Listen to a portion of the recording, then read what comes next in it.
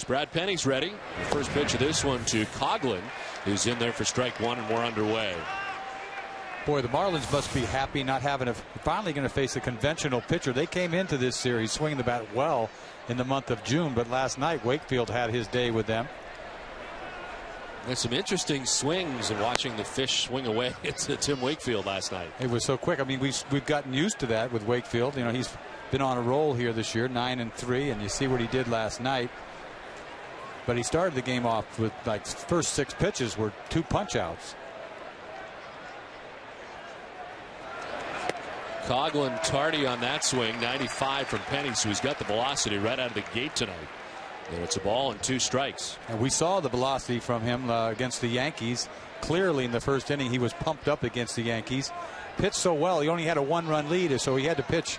Every pitch was important, and he made the most of it and pitched the best game of the year for himself. 1-2, back to the gas, and it's at 96. He strikes out Coughlin. A nice start for Brad Penny. You talk about easy cheese, lift your leg and throw 95, 96 with some hump on it. He's feeling real good about himself tonight. Coming off the best game of the season. He showed me something his last start. Not just velocity, but last pitch he threw was a split finger to Matsui to walk off the field, a 3-2 pitch.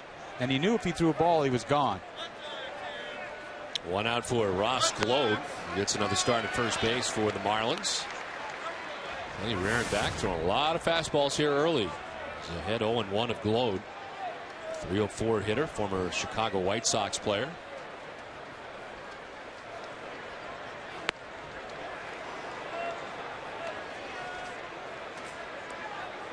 You'll see as this game goes on how many breaking balls that he throws. He doesn't want to make a mistake with it, but you got to feature it.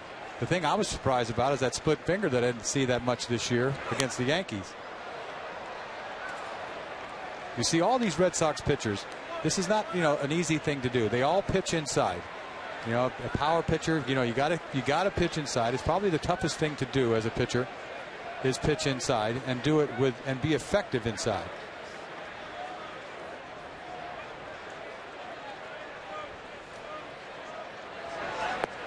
One-two is outside, and it's 2-2. I mean, you'll see all these right-handed pitchers that the Red Sox have. They've only really got one left-handed pitcher, and that being Okajima. So in this ballpark, I mean, you have to pitch hard in. And all these right-handed pitchers, they have the kind of gas to go inside, but they really do it well. Swing and a miss. How about the start for Brad Penny? Back-to-back strikeouts. 2 down. Boy, if this is any sign early on right here, 97, to me, that's easy cheese because he's getting everything behind that. His timing is so good tonight in the first inning. He's got to feel good about it. If you don't have to use your breaking ball early in the game, it just makes it so much better second, third time around. 2 down, Hanley Ramirez at .329 with 8 homers and 34 runs batted in. Sits safely in 19 of the last 24 games and not waiting around as he fouls off the first pitch.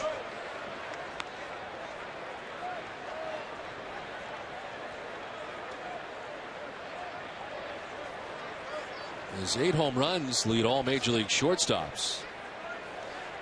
And for shortstops, he's had the most home runs since 2006. He's had 86 home runs.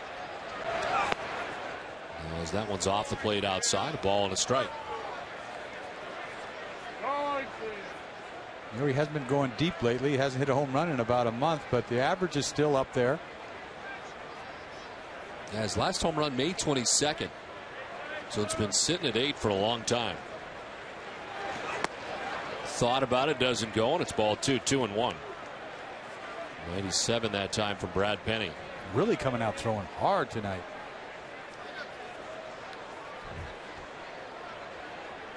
Ellsbury a step or 2 towards left center for Ramirez to pull.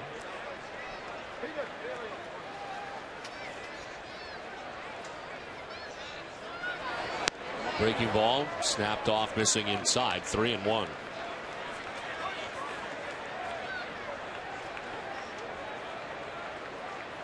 Penny lost the time before last to the Texas Rangers, 5 2/3, giving up 5 runs to the Rangers. He'd gone 4 scoreless innings before giving up 4 runs in the 5th. Swing and a foul tip, full count. He's been sitting on that 99 win plateau for 3 starts in a row. Looked like he had the 100th win last game, but it got away from him. Left the game 1-0.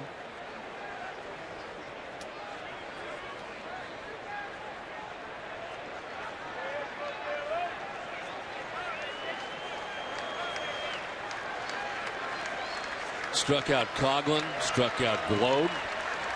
Now a 3-2 pitch to Hanley Ramirez.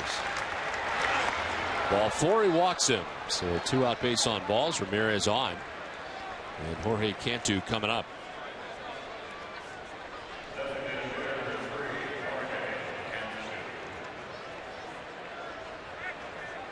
Cantu, a good fastball hitter. He's got to be careful with him. This guy's power came early this year too. He's kind of been cold with the home run ball. Last year hitting 29 jacks last year.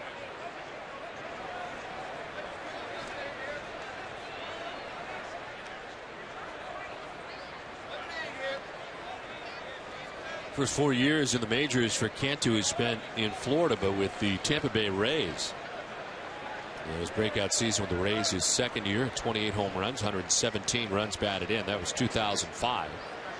Spent time with the Cincinnati Reds. And now in his second season with the Marlins as he takes strike 1. He just sort of fell off the map after that Tampa Bay year he had. It was an incredible year. 117 RBIs with that club back then. I thought this guy was going to be a superstar. And the next thing you know, he was just sort of faded away. I saw him with Cincinnati, and then when he came on the scene here in Florida, he found it again with 29 home runs last year. Mixed in a couple of years at AAA, first in the Rays organization. Then when he went to Cincinnati, they'd sent him down to Louisville for a little while. And he's found a home here with the Marlins. Last year with the 29 home runs, 95 runs batted in.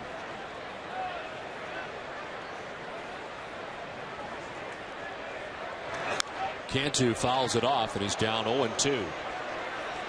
You know, you see Ramirez over there at first base, and you forget the kind of speed that he has. Got 9 stolen bases this year. Last year he stole over 30, but there was 2 years where he stole 50 bags, and you got to wonder, batting third, is this, you know, stolen base count going to go down?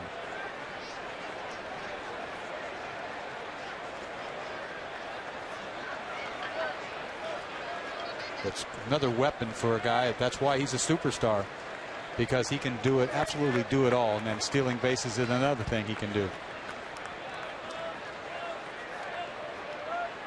And with a long pause will now finally step off. Yeah, you think back to when we saw Hanley Ramirez in spring training when he was in a Red Sox uniform. First thing you thought of when you saw him is this guy's a great athlete. I mean, you watched him around the field, the way he threw the ball, the way he would run. Everything was good. And it was impressive even then, standing out in spring training. I think the power surprised people. I don't think they really knew if he was going to be a 30 home run guy. He's just gotten bigger. He was so skinny when I saw him. 0-2 pitch is a breaking ball, and it's grounded foul. Hangs it 0-2 to Cantu. But he could put a charge in a ball. You see, last night he hit a double. Got thrown, tried to throw, you know, run into a double. He got thrown out, which was not a real bright play last night. Down, I think they were down 8-2 at the time.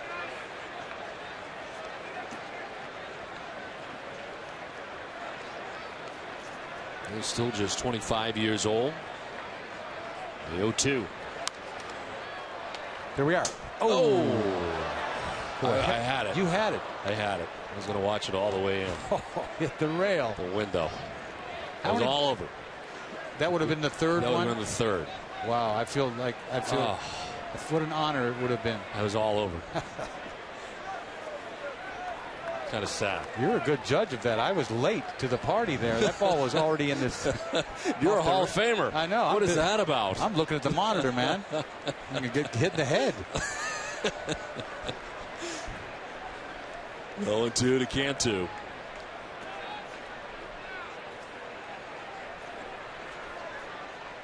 Yeah, Nomar Garciaparra hit one up here in 0-1, and then Luke Scott hit one up here last year. Did you catch it? Yeah, I caught them both. Did you really? Yeah, I was on fire. Now I was. It's been a while. Yeah. But you were ready. You pounced on that thing. I was ready, but you expected it to hit the window. It could have ricocheted. You were ready. You had it going. Yeah. Well, I was impressed. I really was impressed. Your reaction time was a little I disappointing. mean, you were camped under that thing. You were.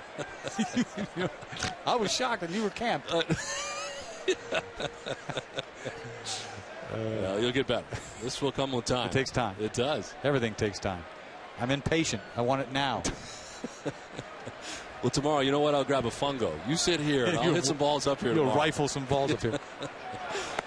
0-2 is outside. It's 1-2. Penny striking out Coughlin. He struck out Glode. Walk for Hanley Ramirez. Jeremy Hermida waiting on deck. Pitch count all of a sudden rising for Penny here in the inning. Try to get a fastball in on him early. Put him away with a breaking ball. Line to left center. Jacoby Ellsbury will go and get it. No, it glances off his glove. He was there.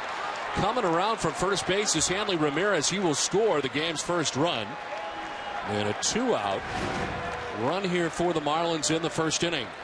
That could possibly stop the streak of errorless games for Ellsbury. This ball tricks him a little bit. See a hanging breaking ball. He's lucky this ball's not in the seats. Hits this ball in the gap. You see it kind of sinking quickly on him off his glove. Ball goes to the wall. He's got a beat on this. This is normally just a can of corn for Ellsbury, but the ball tricked him a little bit. It's going to happen. I mean, you can't catch everything, and he had such a good streak going for a long time. After no errors in 232 games and 554 chances, he's got an error now. As they charge him with the error, here with 2 outs in the inning, and the run scores to put the Marlins on top 1-0. You take things for granted until a guy messes up a ball like that, but it probably tricked him. The ball sunk on him a little bit in the gap. It's not like everything is so easy. It had been the longest errorless streak by an outfielder in Red Sox history. And again, 232 games.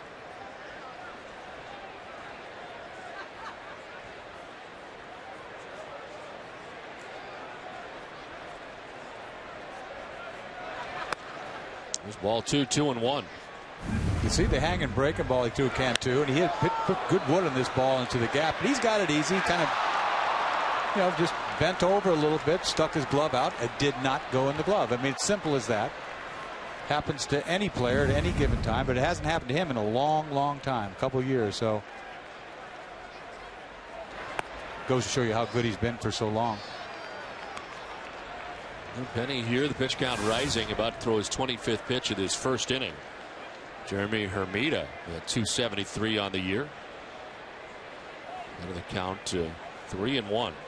Penny's breaking balls here and there. You never know with his breaking ball. He has trouble with it sometimes. There's a strike, full count. Can always count on that fastball. Got pretty good command of his fastball for the most part. Against the Yankees, he had a nice little breaking ball.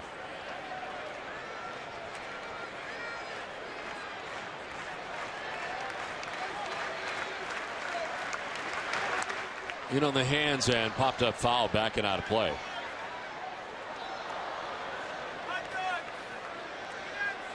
He was a member of the Marlins from 2000 to 2004. Mentioned tonight making his 4th attempt at his 100th career win. Win number 99 came at Minnesota against the Twins. Hermida hits it off Penny, and it kicks to the first baseman Euclid for the out. Tough to tell where it got Brad Penny as he heads off the field, but right back off him. The Marlins lead it 1-0.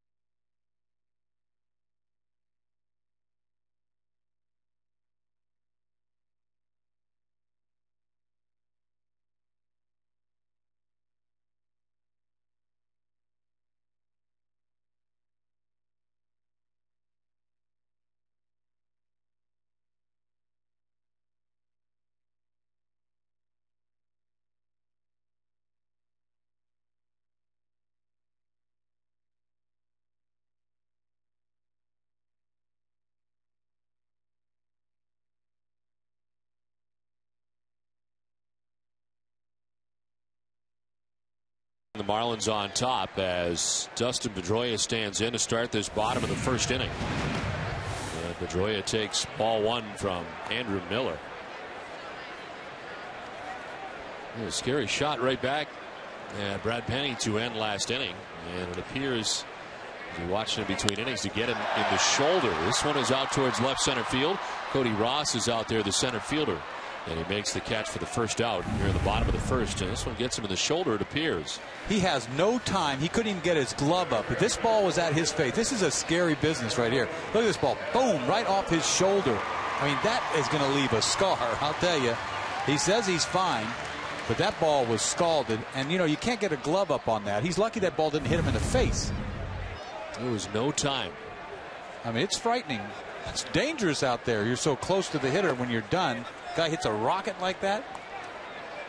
You're just lucky you're still pitching.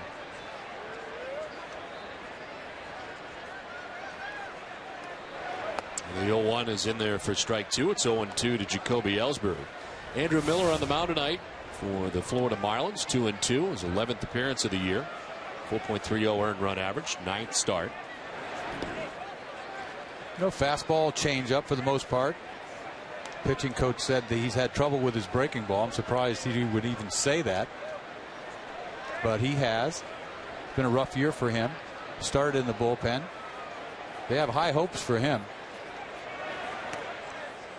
He was successful against the Red Sox when he was a member of the Detroit Tigers. A 7-inning effort, giving up 1 run on 3 hits.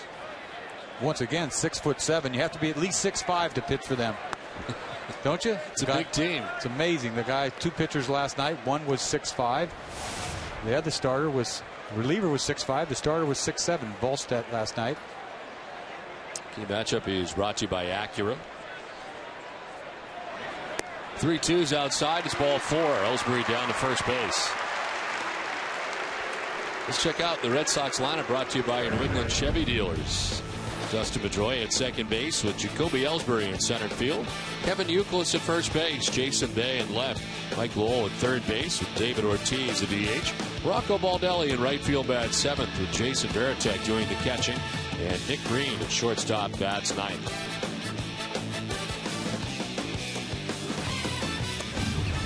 One out, Jacoby Ellsbury at first base. And Kevin Youkilis stands in and takes strike one. Youkilis starting the night hitting at .330. That is good for 3rd in the American League in batting average. Ichiro Suzuki on top at .354. And then Victor Martinez of the Cleveland Indians at .340. You wonder how guys that are 6'6", 6'7" have control. You think there'd be issues all the time with their mechanics, as big as they are.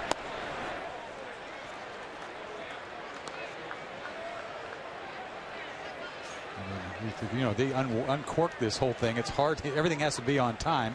It's tough enough to have control, let alone be. I mean, it's nice to have leverage, but that's ridiculous when you're 6'7". Did he go? They'll check. No, says Scott Berry, first base umpire. It's 2-2. Reminds me of Randy Johnson. He stands out. You know, left-hander, 6'10". Took him a long time to find the plate first couple years. What a project that is, working with these big, tall pitchers. Mark Wiley has his hands full. Andrew Miller listed at 6'7". There goes Ellsbury, a swing and a miss. The throw not going to be in time. So while Youkilis strikes out, Ellsbury steals second base. Ellsbury stealing bases just to stay in shape. No lead at all, but he knows as soon as he picks his leg up, he was gone. Has the bag easy. You know, when he's sliding feet first, he's got the bag so easy. You see a changeup. Good pitch to Youkilis. Not a bad ball to throw on. Safe, easy.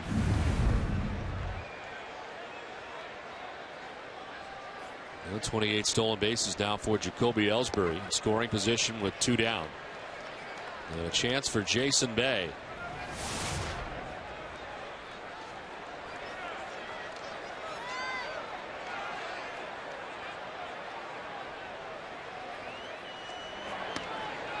There's a strike, a ball and a strike from Andrew Miller. Jason Bay's got the hit streak up to 7 games.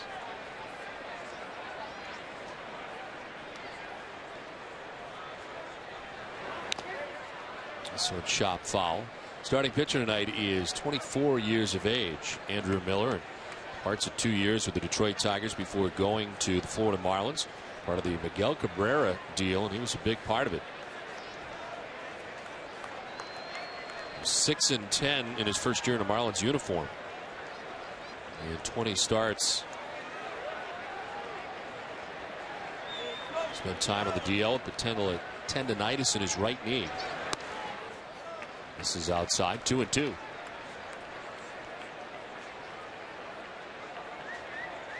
You see him lighting that gun up at 97. Doesn't look like 97. No. Does it? No. It's kind of sneaky cheese. 2-2 is on the ground side. Bonifacio to his left fires to first in time to get Bay. Red Sox leave Ellsbury in scoring position. The Marlins have a 1-0 lead.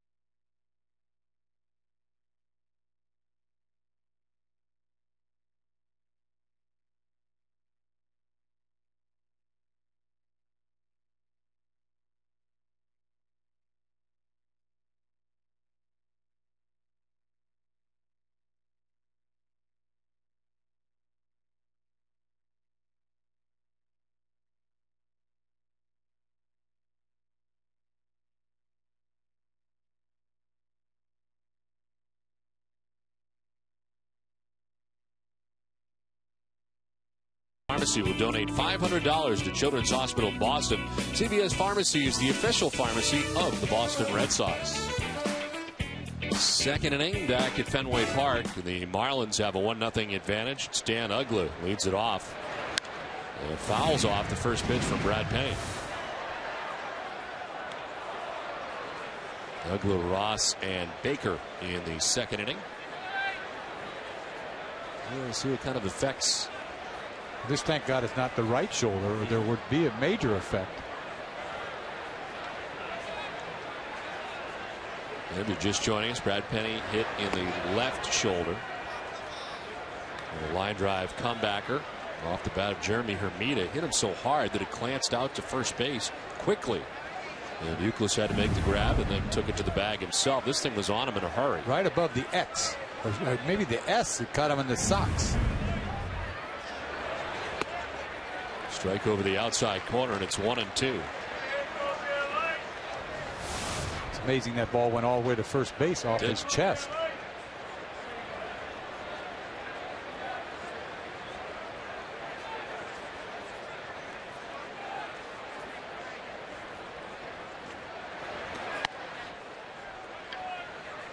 Not close, and a little jump there at the end of that last delivery by Penny. 2-2. He tries to hump. You know, he doesn't just finish. You'll see him. His follow through makes him almost skip a little bit at the end.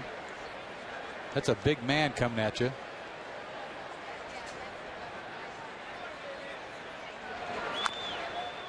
And ball fouled off, hangs at 2-2. Well, the Red Sox have scored runs in his starts. He's been well supported. 49 runs in 66 innings. An average of 6.68 runs of support per 9 innings. Well, everybody's getting good run support if you think about it. I mean, it's true. To me, 4 runs a game is not bad. 4.5 runs a game, and everybody's above that. How about 6+? How about Wake with 8.5 almost? Penny wanted it. Said it's ball 3, full count. And you look back at, I don't care what kind of pitcher you are, not the days of Sandy Koufax back in those days, because they didn't score a lot of runs back then. But to be successful, they've got to score runs for you. That's simple as that. When you win 18, 20 games, you're going to be over 6 runs a game for the most part. Ball 4, and down to first base goes Dan Ugla. Let's check in with Heidi Watney.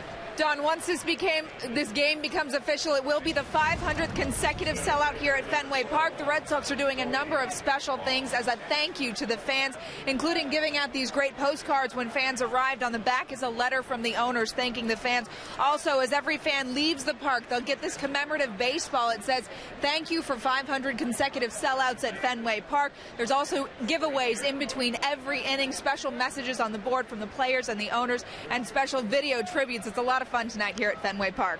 Don? All right, Heidi, thank you very much. Really is an incredible run, one that started on May 15th of 2003 and has been sold out here at Fenway Park every night after it. Cody Ross batting as Dan Ugla walked to begin this second inning.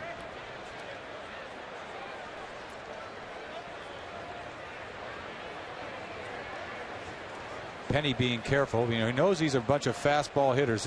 This club has got some power, from Ugla to Ramirez to this kid at the plate, Ross. He can let it fly too.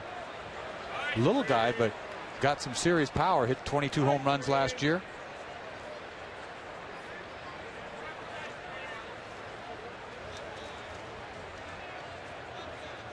They lost some power when they lost Jacobs, that they sent, the first baseman that they sent to Kansas City last year. Hit 32 home runs for them, so that is a big fall off for them. There's a strike from Penny, and it's 1-2. I don't know how Jacobs is doing this year with Kansas City, but you've got to miss that 32 home runs at first base. Ross Glode has played first base for them. He has 3 home runs so far in the season. Marlins as a team hit at 255. It is 10th in the National League coming into tonight's action. Popped up, foul ground. Youkilis will go as far as he can towards the dugout. He's got to play, and he makes it. In front of the photographers well for out number 1.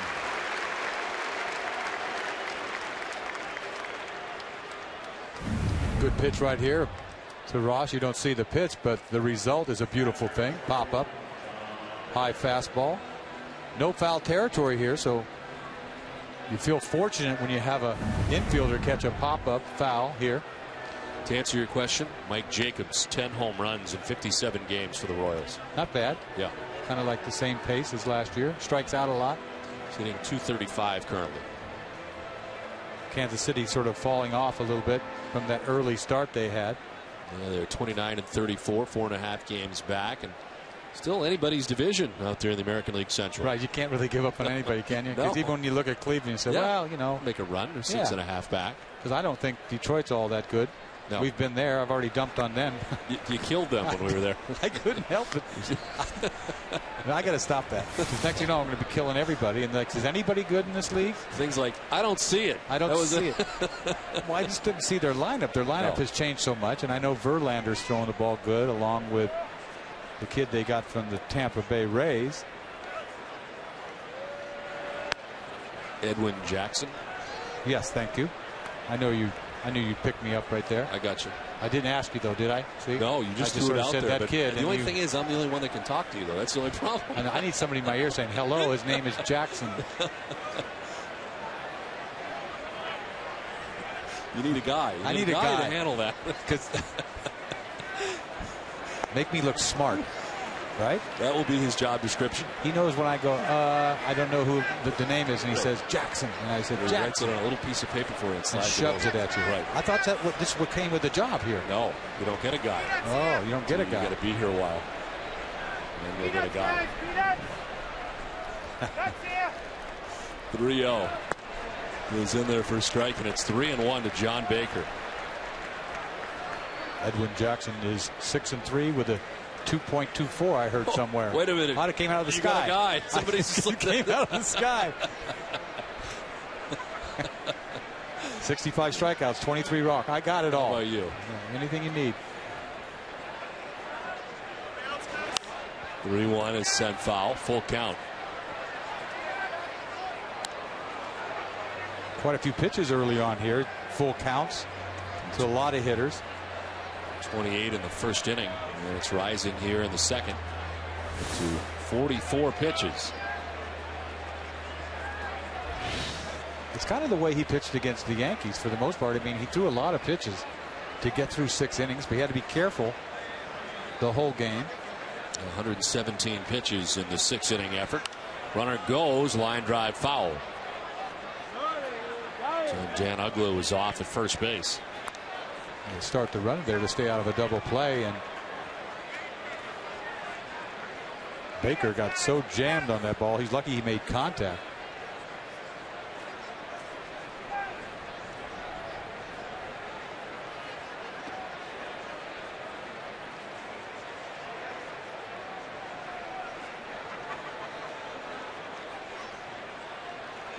Runner goes again. It's ball 4.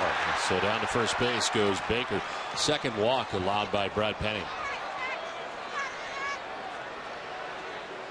Well, don't forget you can follow tonight's Red Sox game through our live blog at NESN.com. It's a great way to follow the action. If you're away from your TV, located outside our broadcast territory, or just want to get a little extra insight beyond the balls and strikes, find the live blog now at NESN.com. Kind of hope that you don't have to go back to that last pitch, 3-2 pitch, runner going. That ball was barely low for ball 4. That would have been a strike him out, throw him out of the inning. I mean, so close that pitch. Changes the complexion of everything. Runners at first and second now, 1 out. And Emilio Bonifacio takes strike 1. You see the Mika pitch zone. You see this pitch 3-2 is going to be down low middle. It says it's a strike. I thought it might be a strike. And you think he'd throw him out at second base, inning over. Meanwhile, first and second, 1 out. Bad exchange for the Red Sox. Bonifacio tried to hold up, could not, and is down 0-2. It's got to hurt them. He's got a good little player. He's got some speed, but you don't think of him as being a third baseman. And a third baseman you'd think would have, it's a power position. Somebody's going to hit you 25, 30 home runs, and that's something that the Marlins just don't have. They have Wes Helm on the bench, but he's just sort of a part-timer. This is the 3rd team for Emilio Bonifacio. He started with the Arizona Diamondbacks for 2 years, went to Washington for a season, now in his first year with the Florida Marlins. He's really a second baseman is what he is, and they've got to flip him over to third base out of need.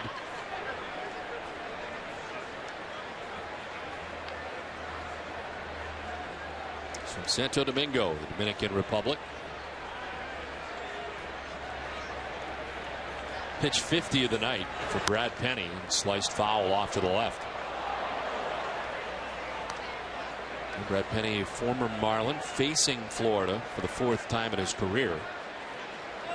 And for the first time since he struck out a career-high 14 Marlins in 7 scoreless innings at Dolphin Stadium back in 2007. At that time, he was a member of the Dodgers. Oh, that must have felt good. Yes. The 2 tap foul. Like the time Clemens punched out 16 when he came back with Toronto. Pointed upstairs saying, "See that?" As he walked off the field, I remember that. Twilight of my career. How do you like me? How do you like me now? You know?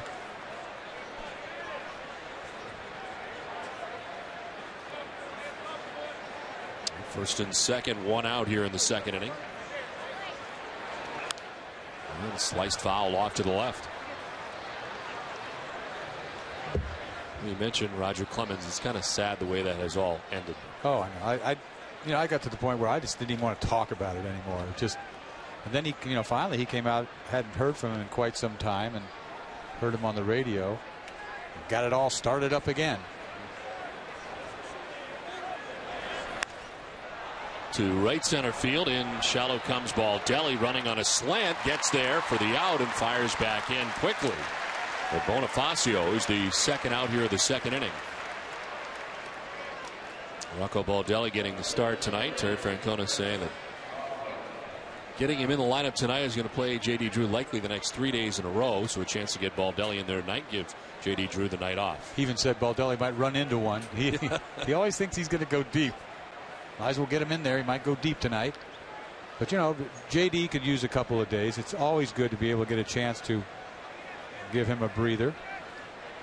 And of course, you have the lefty going tonight and Andrew Miller. Chris Coughlin, second time through now for the Marlins. He struck out swinging in the first inning.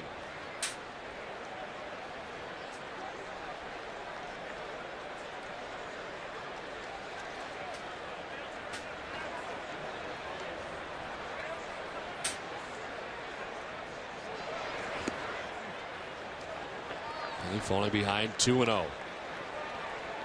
Deep into the pitch count. An inning and 2/3 deep. He's really back and forth with the control of his fastball. One good one that he paints with. The next one he overthrows, cuts it a little bit. I don't know if he did it on purpose. It comes out of his delivery just a little bit.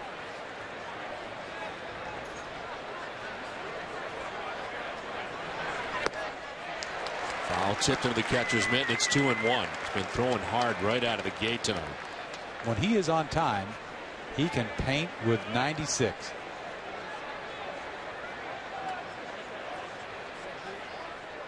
Once again, that ball is so small in his hand. I wonder how he even has any. It's a little teeny little pellet by the time it gets in his hand.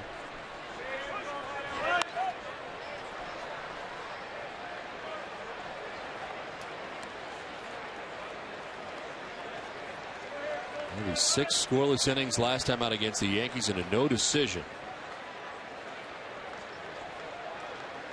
First Red Sox starter to do that. Goes 6 innings and he's scoreless and no decision since Pedro Martinez, September 1st of 2001. That was at Fenway as well. Here's the 30th pitch of this inning. And it's fouled back. I'm just wondering when he's going to throw that split finger. He always holds it like a lot of pitchers. They start it in a split finger hold and they change it as they go to their glove. You see it split a little bit there. Why do they do that? Well, so that, you know, you want to have the feel of that grip. You don't want to go into the glove and go and get it. You want to start with it. You can always change it, but you don't want to go in and grab it. There's a fly ball struck pretty well out towards left center field. Ellsbury tracking it and running it down on the warning track to end the inning. The 2 walks are not costly. It's a 1-0 Marlins lead.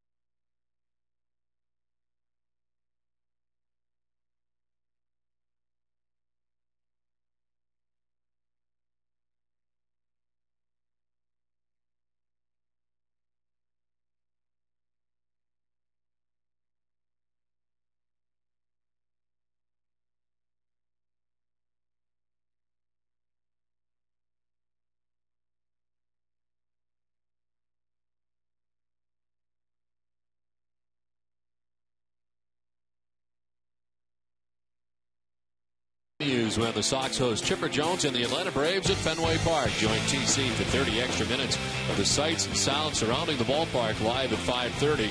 It's Friday Night Fenway, brought to you by the Halfway Cafe. It's on to the bottom of the second inning back at Fenway Park. Mike Lowell, David Ortiz, and Rocco Baldelli to bat here in the second. Marlins on top 1-0. High drive, but foul down the left field line by Mike Lowell. Out ahead of that first offering from Andrew Miller. Oh, 10 home runs, 41 runs driven in. And of course, the 500th consecutive sellout here at Fenway Park tonight. And the Red Sox and some of their great sponsors making this a fun night from Fenway, handing out a lot of free gifts here at Fenway Park tonight for those who are in attendance. The bottom of the first inning, 500 Qdoba gift cards for free burritos were passed out here at Fenway Park.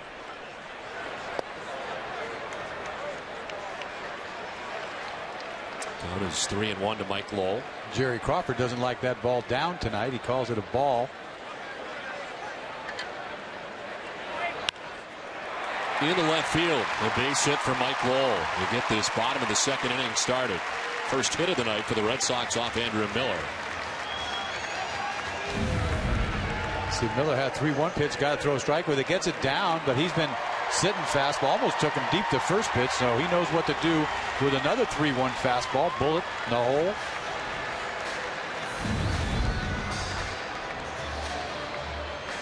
The Marlins will go into the shift as David Ortiz digs in. You know, Miller's had trouble with left-handed hitters this year because he has not got a very good breaking ball. We saw him walk Ellsbury earlier, not being able to get a breaking ball over. Well, David Ortiz, who's gone deep in 4 of his last 6 home games, went deep last night in the first game of this series. Got his 5th home run overall of the year. Just a good sign, pulling the ball at Fenway Park. First home run he's really, yanked that way. First time up, he just missed the ball last night to the track. Well, we all started 9 games ago for him, as you saw the numbers. Takes ball 2, 2-1. Crawford will not give that low strike tonight. Another pitch there. A little stingy with that ball downstairs. I want the ball down as a pitcher. You can have the pitch high. I want the ball down. Ortiz, opposite field, Coughlin back. He'll play it off the scoreboard. Mike Lowell's headed for third base. Ortiz to second, and it's second and third with nobody out.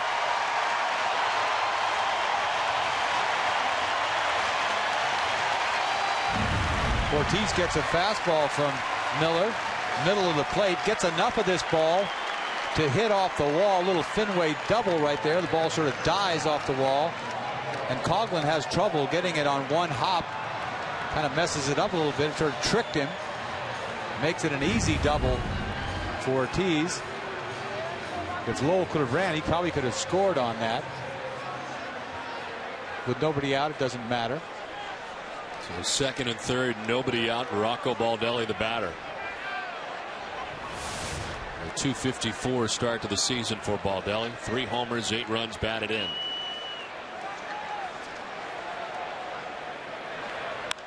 To right field, and a big base hit for Rocco Baldelli. From third comes Lowell. They'll stop Ortiz, and this game is tied 1-1. 3 straight hits off Andrew Miller, and the Red Sox have tied the game. I thought they were going to score 2 runs easy on this base hit by Baldelli. Gets a fastball away, not necessarily away, probably up middle, and just slices this ball to right field. Hit it pretty solidly, but I thought Ortiz would have gotten a pretty good jump here, but they don't want to challenge anything here with nobody out. But Baldelli chips in right away. Talk about Francona thinking he might run into one. Well, he ran into a base hit. Well, Rocco's made an appearance in 5 straight games, and we saw the numbers over the last 11 for Baldelli. Cash is in here with his 9th RBI. And the Red Sox tie the game 1-1. Looking for more now as Jason Varitek bats out of the 8 spot.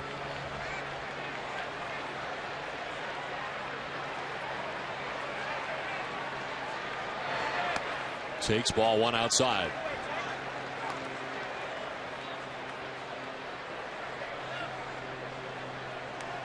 Well, the Marlins got their run in the top half of the first inning. Red Sox answering. We're in the bottom of the second inning. Ball 2-2-0. Jason Varitek, who's enjoyed interleague play, likes playing against the Marlins. .333 career average. And David Ortiz at third base. Rocco Baldelli at first as he takes strike one. Well, there's only two pitches to pick from. It's a fastball and a changeup, and that's all he's featured. To catch up with you in a hurry when you don't have that third choice. Fouled off to the right, 2-2. You got to be pretty perfect when you only have two pitches.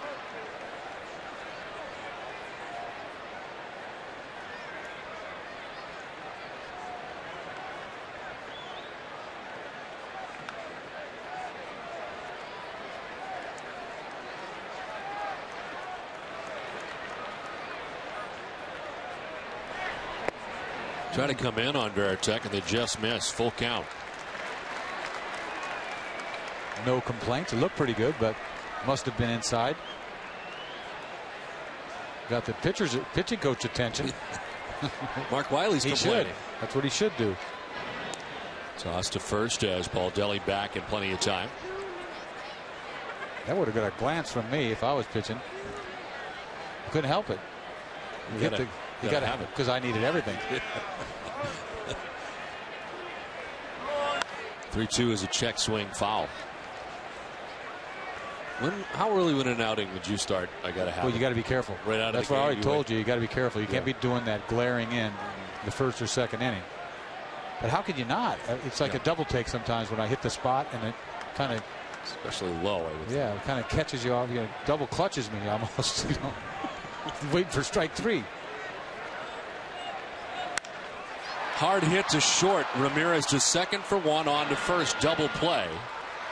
But the run scores from third and David Ortiz, and the Red Sox take a 2-1 lead. No RBI in the play for Jason Varitek. He grounds into the 6-4-3 twin killing. And the Red Sox grab the lead here in the second inning. We mentioned the Red Sox and their sponsors handing out a lot of gifts, and this was in between innings, bottom of the second. 500 Twins $10 gift cards handed out here at Fenway Park. Fans sitting in the grandstand 13 and 14, and these kinds of gifts will be coming all night. The fans seated throughout the ballpark in this 500th consecutive sellout from Fenway. You see Fan Appreciation Day, usually the last day of the season in a lot of ballparks. Well, today it came early this year. It is middle of June here at Fenway. When are they going to give away the car? Green stands in and takes strike one.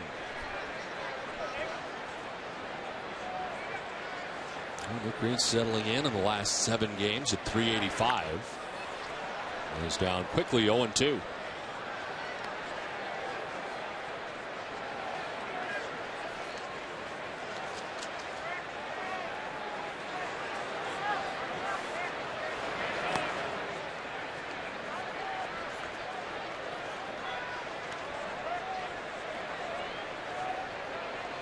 I didn't realize, though, in all the consecutive games, talk and everything else, the Portland Trailblazers, 744 consecutive games, 97 from 77 through 95. I had no idea. 2-1, Red Sox on top.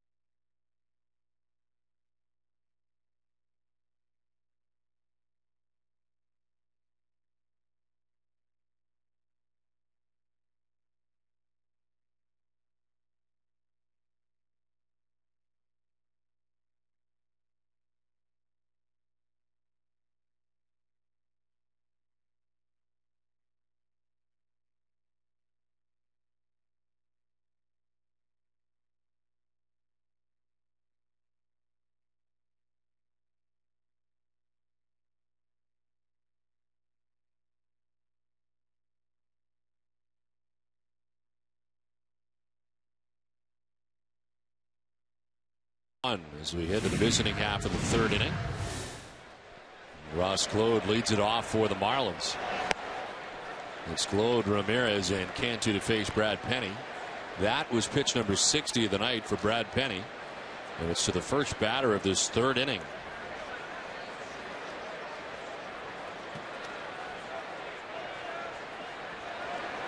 Breaking ball is driven high and deep towards left center field. Back goes Ellsbury, and it's up off the wall. The ricochet goes to Bay, who backs it up. But it's a double for Ross Claude to start the top of the third inning. This ball carries a long ways. When he first hit this ball, breaking ball, just to get me over breaking ball. Meanwhile, he puts a good swing on this ball. And Ellsbury thinks he's got a beat on it because he goes all the way to the wall, but he just can't get there. Ball bounces off the wall. That's a double easy for Claude.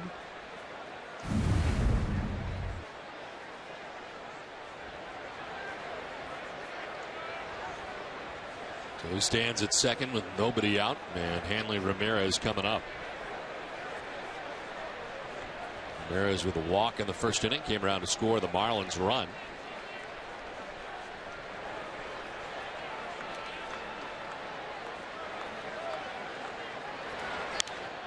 Shoots it foul off to the right, now to play. Make sure you get the ball down right there. He's coming out of his shoes on the first pitch. How good has he been with runners in scoring position? And 341 since April the 19th for Ramirez. He's good all the time. And 292 in his first year with the Marlins, 332 in year 2. And then last year hit at 301.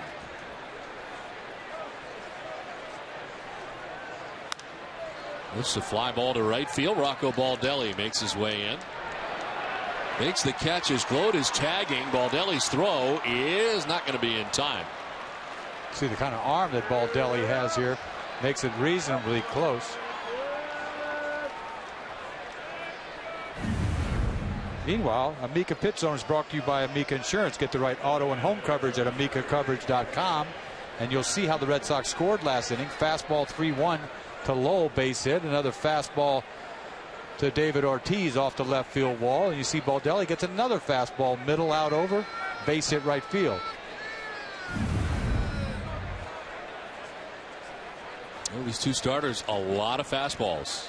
So the first few innings here is with one out. Ross Claude at third base. Jorge Cantu the batter. Good piece of hitting by Ramirez. If you saw, he was trying to hit the ball that way, let the ball get deep into him, and hit a fly ball to right. Red Sox bring that infield in. That wasn't because he was late on fastball. I thought that swing was by design. Absolutely.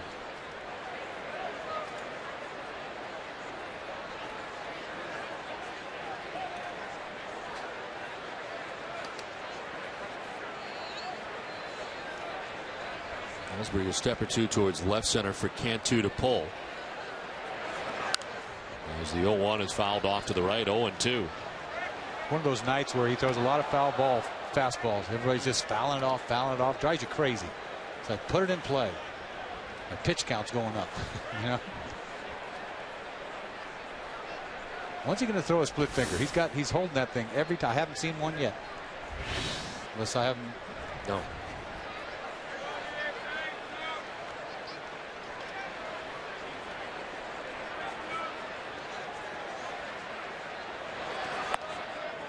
Elevates at the fastball again, and it's 1-2. Mentioned Brad Penny, member of the Marlins from 2000 through 2004. Red Sox have a few ex-Fish. Josh Beckett is a member of the Marlins, of course, 2001 through 05. Mike Lowell was there 99 through 05. Mark Kotze 97 to 2000. Of course, Beckett, Lowell, and Penny helped the Marlins win the World Series in 03.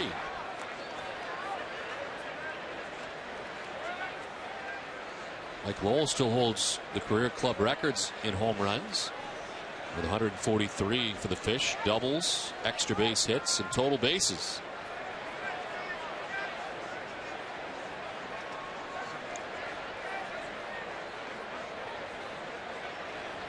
Try to paint him away here. Cantu pops it up in the infield right side. Euchel is camped underneath. And he puts it away for out number 2. So a big out there for Brad Penny. 2 down. Good live fastball tonight. Cantu looking fastball, still beats him on it.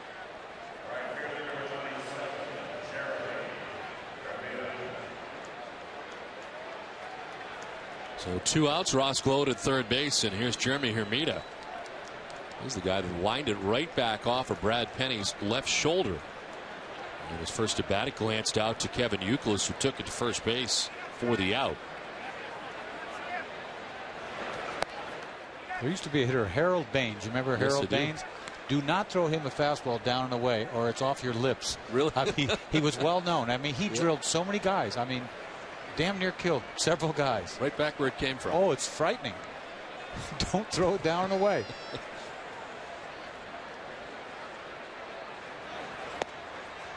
There's a strike, and it's 1-1.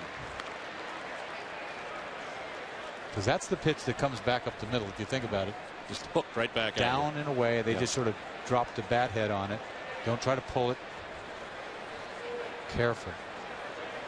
Over the years, we've seen some nasty scenes. Of course, Matt Clement, Bryce Flory, another guy who's hit. As this one is popped up, foul ground, that'll get into the seats. It's time now for the Coors Light Freeze Can. And right back at Brad Penny, off the shoulder. The Coors Light Freeze Can brought to you by Frost Brewed Coors Light, the world's most refreshing beer. Didn't even bother him. Every time we show that back again, I see you flinch over there like it's happening to you again. I might have went down. He hit me right there. I'm going down like I'm dead. He just said he was looking to help out with the out. He's like, what was that thing? That just wasn't he? You might have been on the ground. I might have been down.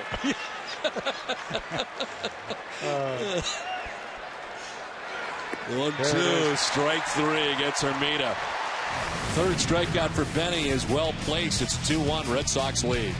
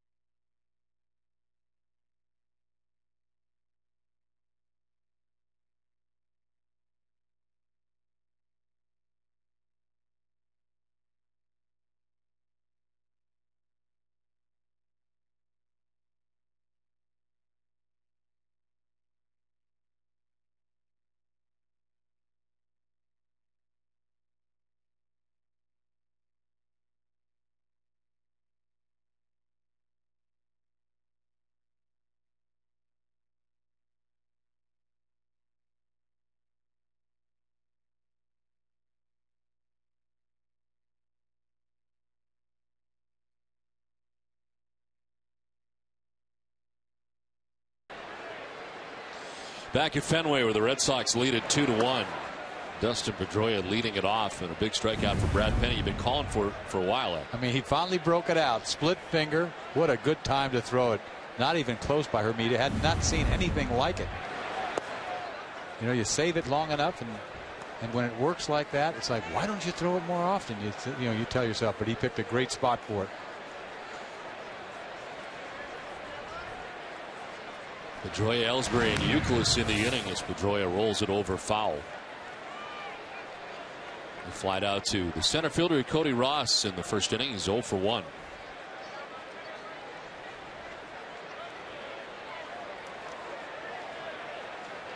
Red Sox scored twice in the bottom of the second inning. They were trailing 1-0. Now lead it 2-1.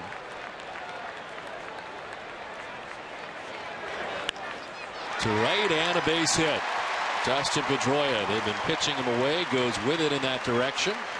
There's a leadoff base hit to begin this bottom of the third. Got a couple hits last night. You see, this is a good piece of hitting. 1-2 pitch. This is a changeup almost on the ground. And look what he does. Lunges out away. That is classic Pedroia.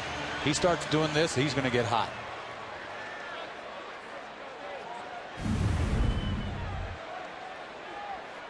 So leadoff single. Last inning, the Red Sox had the leadoff runner on, and Mike Lowell with a single, able to score 2 runs.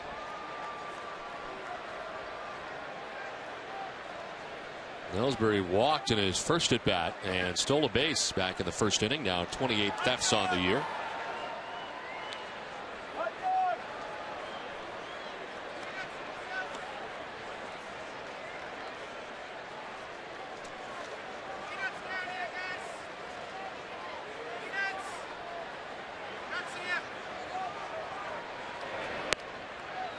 Strike one to Ellsbury.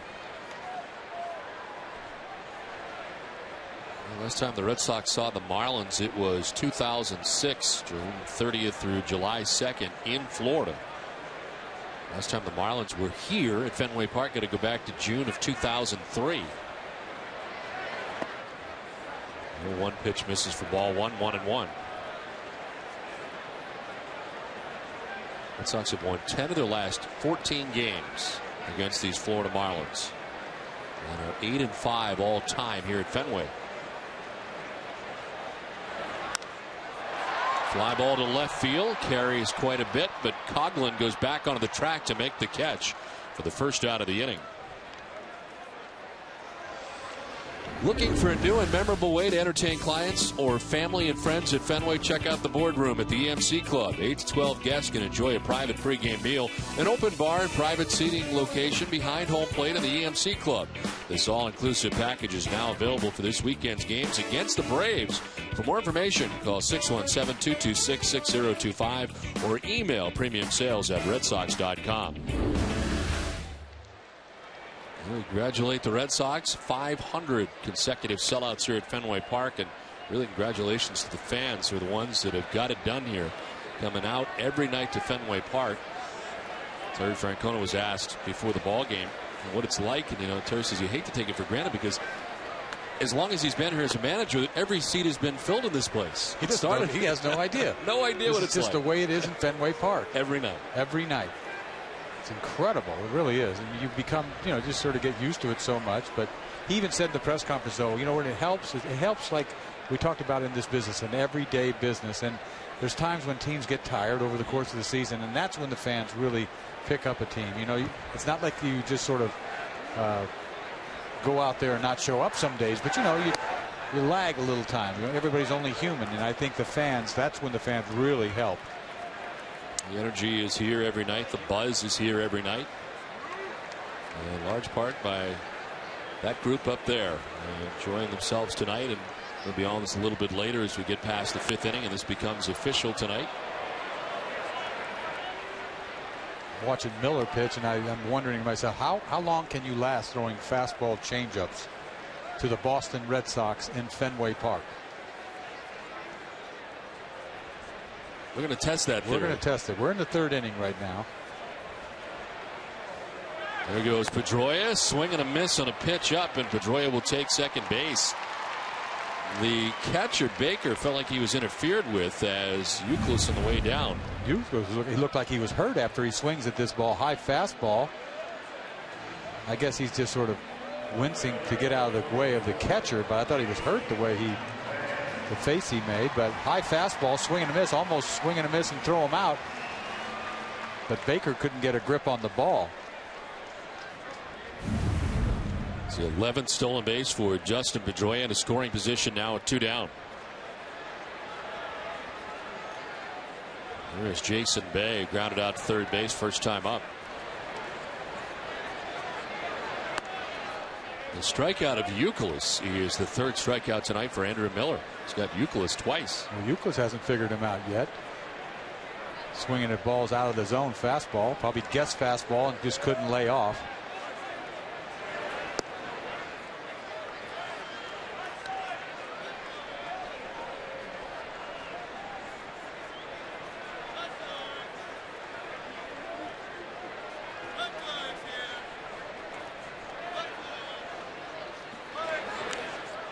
This one fouled off Baker, and it's 2-1. That's where he's going to have to pitch tonight. 2-0, throw a changeup.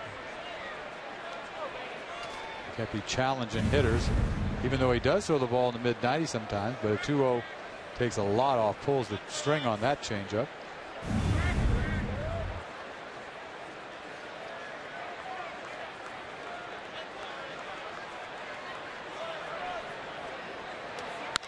Bay hits the 2-1 deep to center field. Back goes Cody Ross in front of the wall to make the catch in straightaway center field and to end the inning. Red Sox strand Pedroia at second. They lead it 2-1.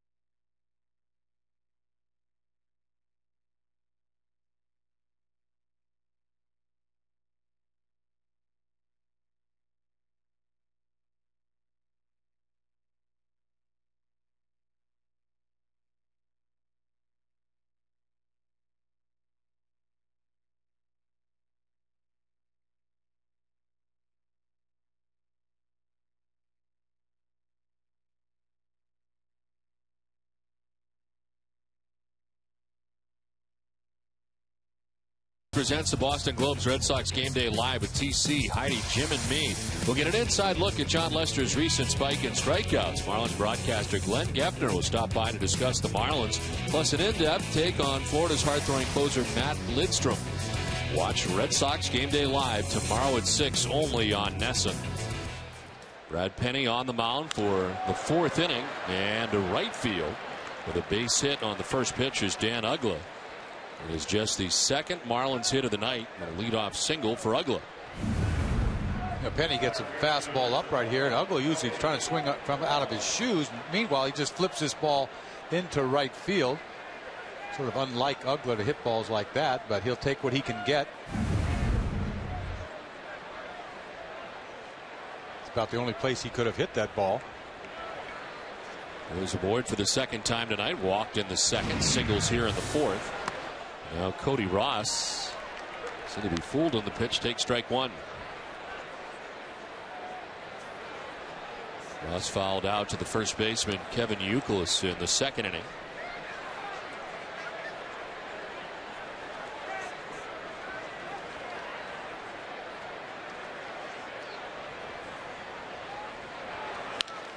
On the ground and through into left field, a base hit for Cody Ross.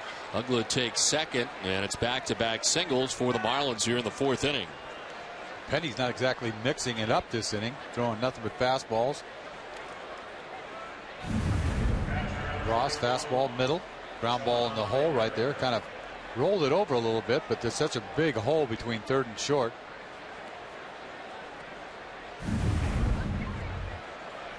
So 2 on, nobody out, and John Baker, the catcher, the batter.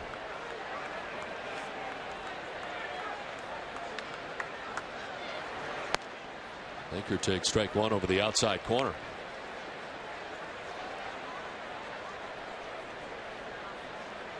Marlins have had base runners in every inning. Scored in the first inning. Left 2 on in the second. Left a runner in Ross Gload at third base in the third inning.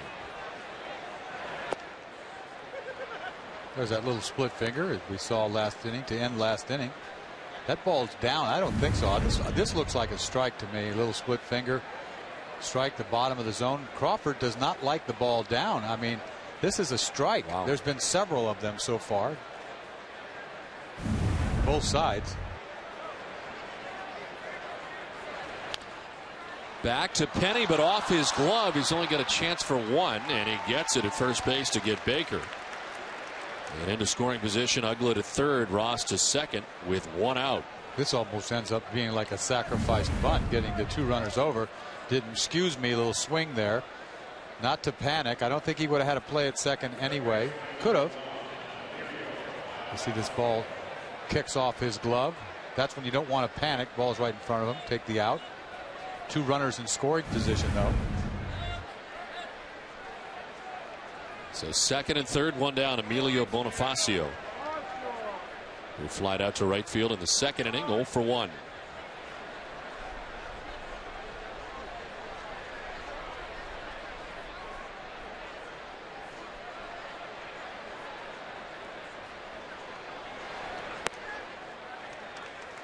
There's strike 1.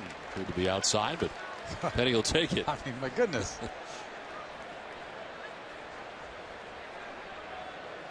Only missed about 7 pitches already. Not to get on the umpire.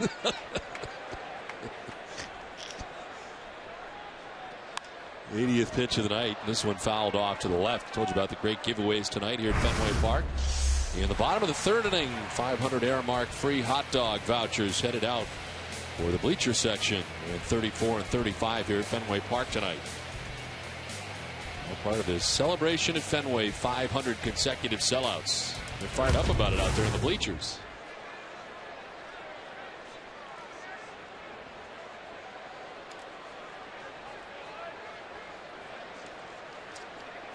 Back-to-back base hits for the Marlins to begin the 4th inning. Baker grounding back to the mound. So it's second and third, 1 out. This guy punches out a lot. You got to punch him out. Little number right in front of the plate. Veritek jumps out, clears the runner, and throws out Bonifacio. No advance for the base runners, and there's 2 down. Just like a punch out, you can think about 2 to 3 on the play. May as well have just swung and missed and don't even run. Think about it. Save yourself some energy. Save yourself some energy. I mean, saved himself a punch out because he's already punched out 57 times this year. Guy with no power. That's ridiculous.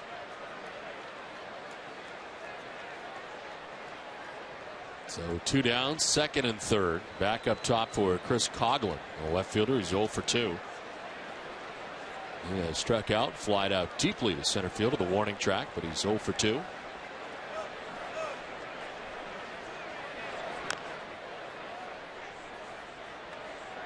Breaking out that split finger just in time for some couple of nub jobs up in front of the plate.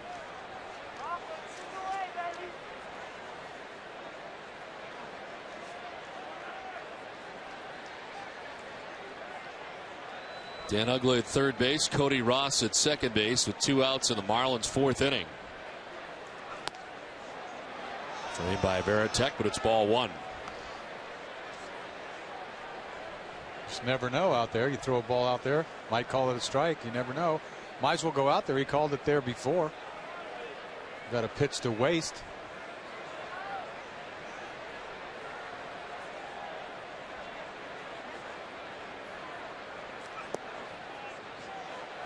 Coughlin takes ball 2, 2-1. Once again, he's working so hard tonight. These are some stress pitches that you're throwing in the 4th inning. It really takes its toll on you. He's going to have a hard time getting deep into this game anyway with this pitch count, but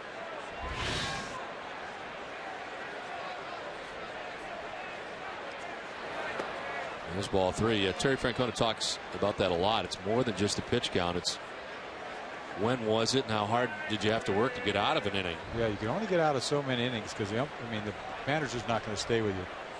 You know, it's one thing you say, hooray, you got out of the inning, but I can't stay with you trying to get out of 3 tough innings. Marlins left 2 on in the second. They left a base runner at third in the third. And now he walks the leadoff hitter Chris Coughlin with runners at second and third and 2 down to bring John Farrell out. You know, he's been careful all night. I know they've fouled some balls off here and there. They're running up the pitch count, but for the most part, he's kind of nibbled back and forth with his fastball. Come up with a good split finger the last couple of innings, but the breaking ball really hasn't been there tonight.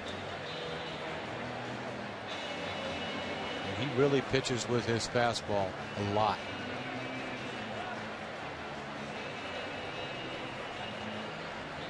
I want to remind you to catch a new episode of NESN's Comedy All-Stars Friday night at 11:30, brought to you in part by Ace Ticket. Host Tommy Davidson is joined by Nate Bargatze, Mike Favorman, and Chris Kid Reed on the show where sports and comedy collide. Visit NESN.com now to check out clips from the show. 2 outs in the top half of the 4th inning. The Marlins have the bases loaded. And Ross Globe, the batter. It's a foul ball off to the left, out of play. He struck out in the first inning, doubled in the third. Got a breaking ball last time up. The penny left up out of the plate, hit it off the left field wall.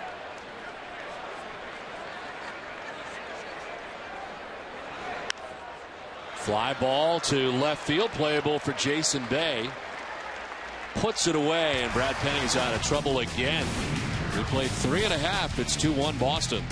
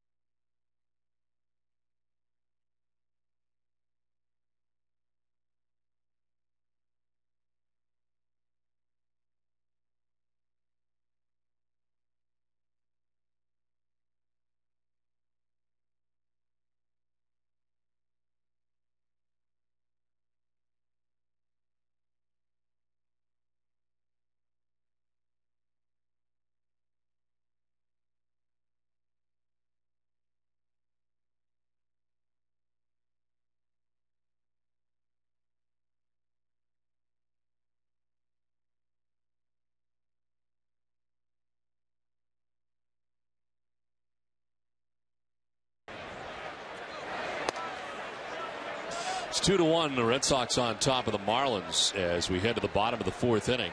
Red Sox getting their 2 runs in the 2nd inning. Mike Lowell, David Ortiz, Rocco Baldelli face Andrew Miller, who's thrown 57 pitches as he deals with the first batter here in the 4th inning.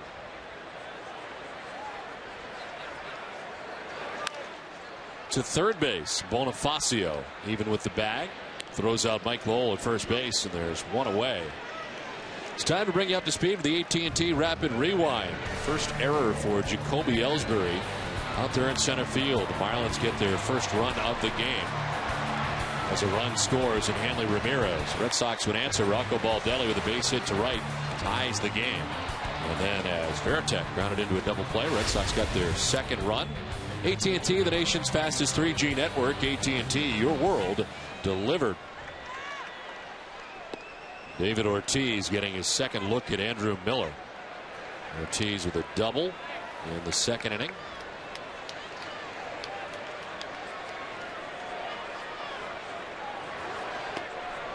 There's a breaking ball we haven't seen much of tonight. Maybe 2 or 3 of them. All of them for balls.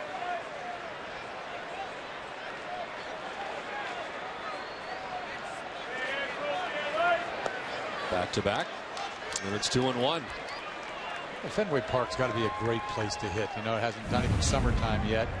See another breaking ball there for a ball. About 4 or 5 of them he's thrown. But you see, last time up, Ortiz hit that ball off the left field fence. It just makes you say, you know, I could just wait back, let the ball get in on me, and then I've got a good chance to hit that ball off the boards. Good swing and a miss.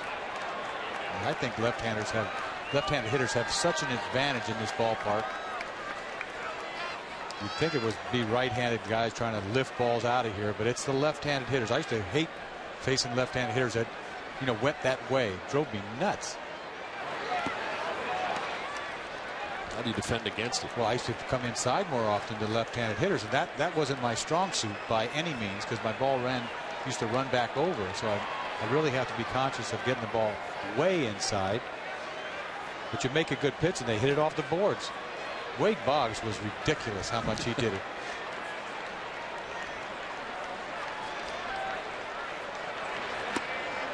There's ball 4. Ortiz is aboard. A 1-out walk. Second walk given up by Andrew Miller.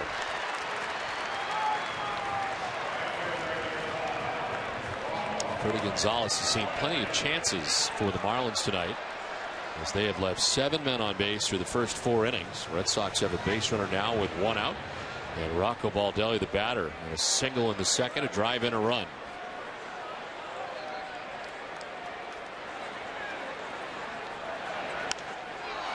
Loops one to shallow right center. Ross coming in, won't get there. Drops in for a hit.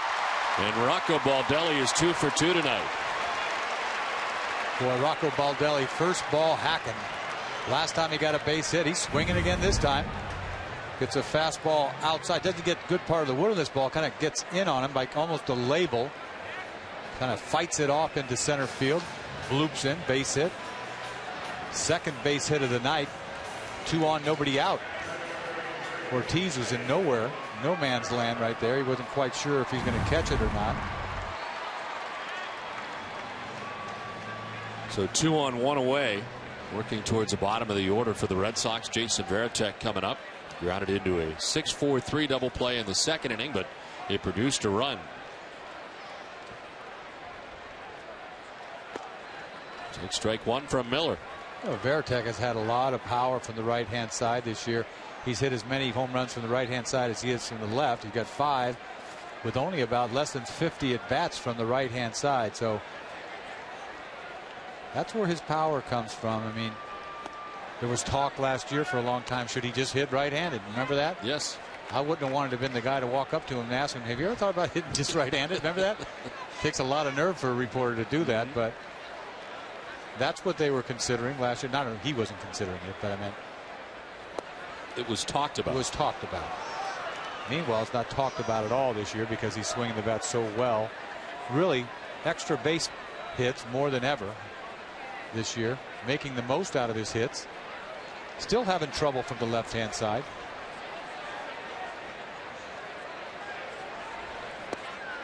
They had gone after it. They'll check. He did. And Scott Berry rings him up. First base umpire. Fourth strikeout for Andrew Miller. Fools Varitek with a breaking ball because he hasn't seen it all night.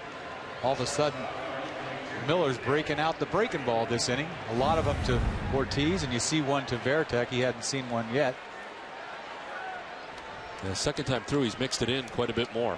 He almost has to. I was saying, I don't know how you can get by without doing that. There's Nick Green with 2 outs and 2 on. Green struck out swinging in the second inning. 1 of 4 Ks now for Andrew Miller.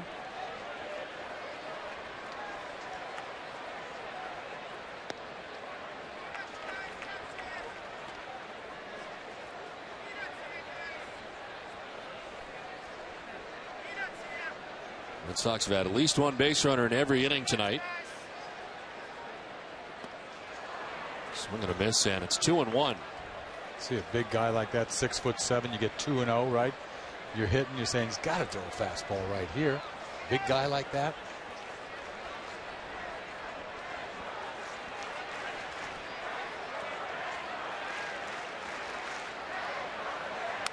Green gets jammed, dribbles it out right side towards Ugley. He's got to hurry up. The shovel not in time. Had no time to transfer, so he just tried to shovel it from glove to glove. And Nick Green gets a base hit to load the bases. It's that base hit written all where he gets jammed. I mean, big time jammed. Pitcher's falling off the other way. The ball's creeping out. He's got to make a shovel on one hop or in the air for this to be a great play by Ugley, but he just can't make it. He can't scoop it. One hop's glowed over there. Nick Green safe. That's 2 hits that Nick Green has gotten. Last night, that one chopper over the mound for an RBI last night, and then this one right here. Well, Mark Wiley, the pitching coach, out to talk to Andrew Miller. Red Sox have him loaded with 2 down.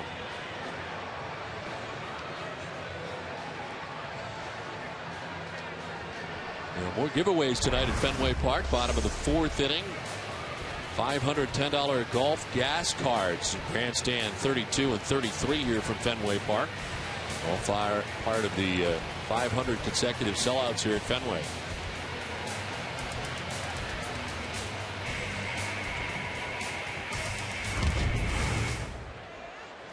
So 2 down, bases loaded, and the top of the order, Dustin Pedroia coming up.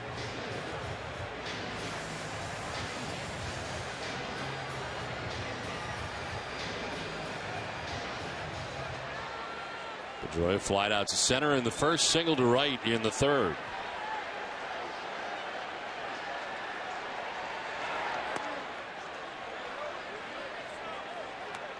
Starts him off with a good changeup, down and away. Pedroia got a base hit on a changeup last time up. Shot a ball to right field. Let's see if he's going to feature a curveball at some point in this at bat.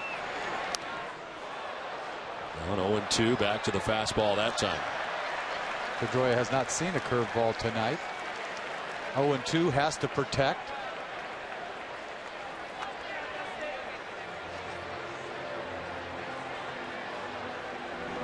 We want to get on the same page right here.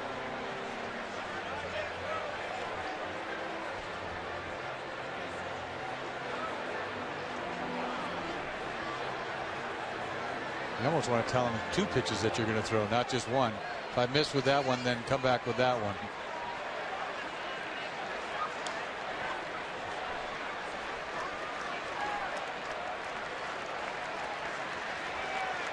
One-two to Dustin Pedroia. There's that curveball. I knew he was going to feature that curveball sooner or later. Little trick master, thinking somebody's going to hack at that ball in the dirt. Like Veritek went for this, but Pedroia lays off. Doesn't even think about it. That ball was a ball right out of his hand.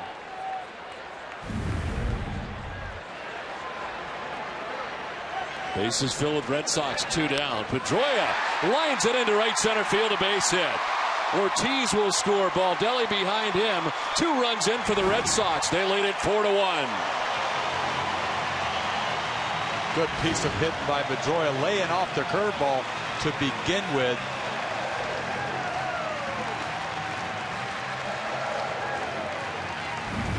Laid off the curveball, like I said, gets a fastball inside on him. He fights this ball off. Ball's up, fights it off. That classic little fight off to right field by Pedroia. 2 hits tonight, 2 RBIs on this base hit. Big hit by Pedroia. Opens this game up a little bit. Well, the Red Sox 3 for 7 with runners in scoring position tonight. Pedroia makes good this time, drives in 2 runs, so it's 1st and 3rd now, 2 down. And Jacoby Ellsbury takes ball 1. Tough inning for Miller this inning. You talk about a ball that fisted by Nick Green that really cost him 2 runs to this point. You know, you jam a guy like that, hits a ground ball to second. They couldn't get the out. Inning continues. There goes Pedroia at first base. Throw down, and Pedroia's got another theft. 2nd stolen base of the night for Dustin Pedroia.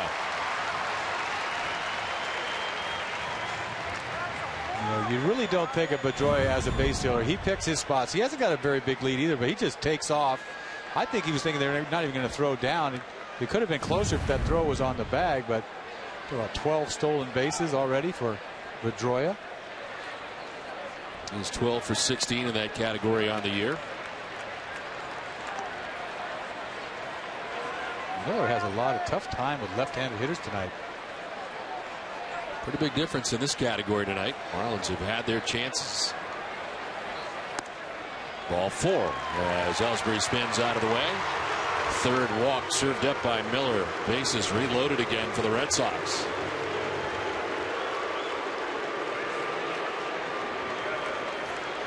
The pen is busy for the Marlins as Miller runs into some trouble here in the inning. Martinez up, the right-hander for the Marlins.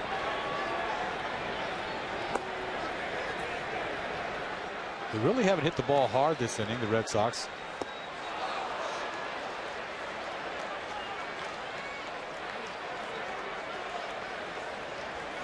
Well, you think about the ball Deli hit, Nick Green's hit.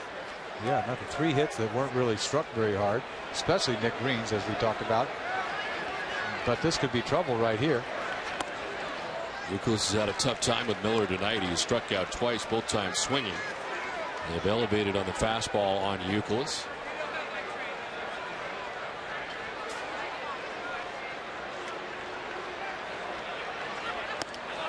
They go up again, and it's 1-2. That time was a changeup, it appeared. I wonder about hitters. I don't know a lot about hitting, but I just wonder what they do. So, I mean, is it a guessing game or what? You know, he swung at these balls out of the zone. You don't see Youkilis do that very often. It's like he's in between. He doesn't know what he's going to throw, a changeup or a fastball. Another changeup that he threw a little harder. I got to believe hitters guess a lot. 8th man to bat in this 4th inning is Kevin Youkilis, and he strikes out for the 3rd time tonight. Red Sox get 2 runs, take a 4-1 lead at the end of 4.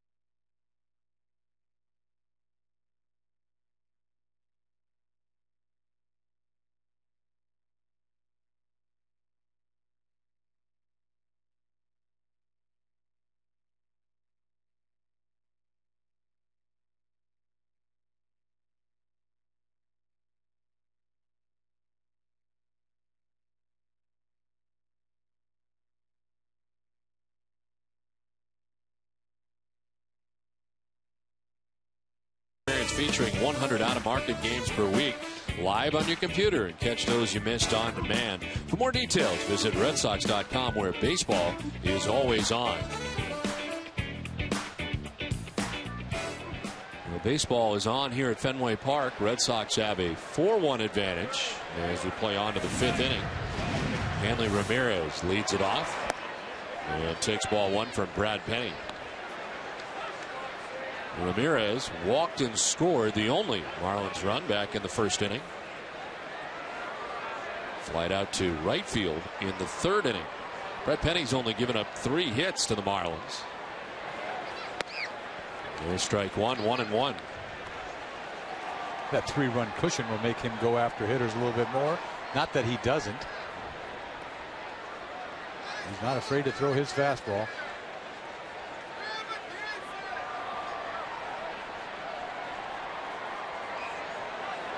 When you think about a guy in Penny who throws predominantly fastballs, I don't know, I don't want to put a percentage on it, but you're talking about 70-80% of the time.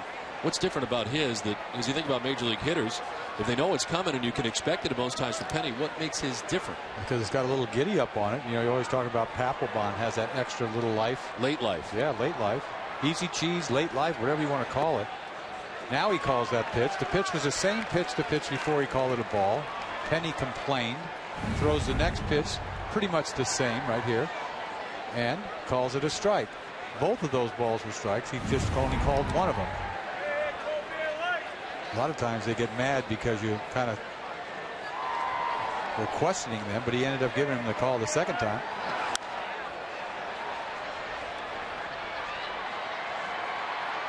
I mean, it's not easy being an umpire. I sit up here saying, you know, we got the luxury of seeing Amica just to dog the umpires. No. Don't say we. No. You just said we. Oh, I'm sorry. Oh, I'm sorry. You. Me, not we. That's right. Okay. It's a key component. 2-2 is in the dirt. Well, you just tell me when we're not on. Where was that pitch at? You got to have it, don't you? That's what you do to me. You bait me, is what you do. Lead you down the path. You got to have that, don't you? What's that mean? It's a strike, right? I'll take you there, but I don't want to be responsible for this. I know, like they're going to get mad at you. 3-2 is diving it short. Green picks himself up, and he throws out Hanley Ramirez. Nick Green with a nice play at short for the first out of the fifth. How about this play by Nick Green? This ball's hit hard by Hanley Ramirez in the hole. Gets there in a hurry. He goes into his dive, kind of shortens up the dive a little bit, but he knows he's got a gun. Just get up, and if I can get up, I'm going to throw him out because he does have some hair on that arm of his.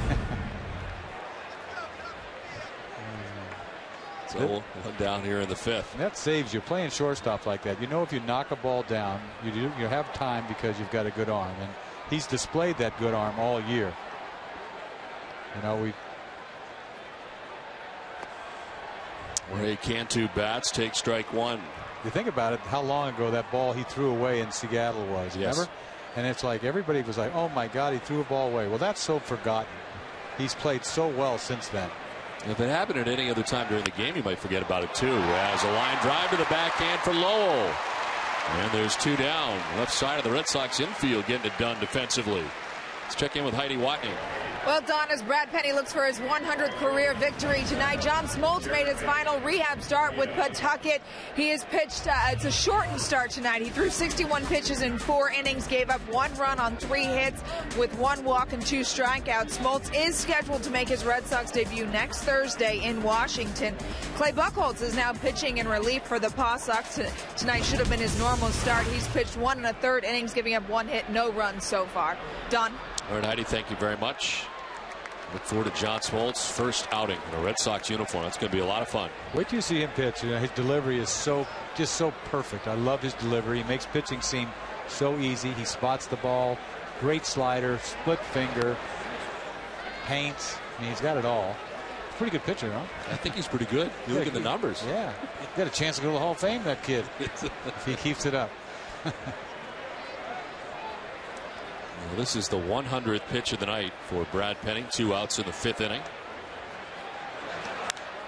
And it's a pop-up right side.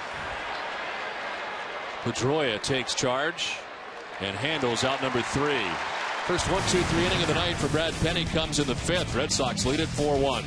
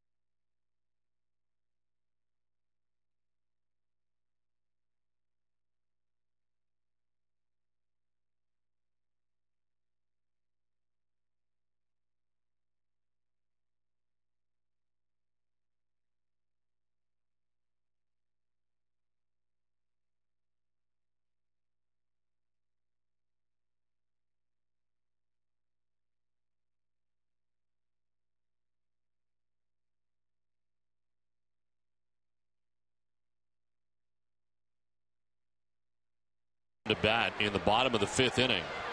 Jason Bay leading it off against Andrew Miller at 86 pitches in his outing. There's strike one to Jason Bay. Well, the Red Sox 500th consecutive sellout is official. And a great job by these gentlemen to be a huge part of that over the years. They'll be up to join us in an inning or so here at Fenway Park as they thank the fans, and a salute to the fans here tonight in a big way. A lot of gifts handed out at Fenway Park throughout the night. A swing and a miss, and it's 1-2 to Bay.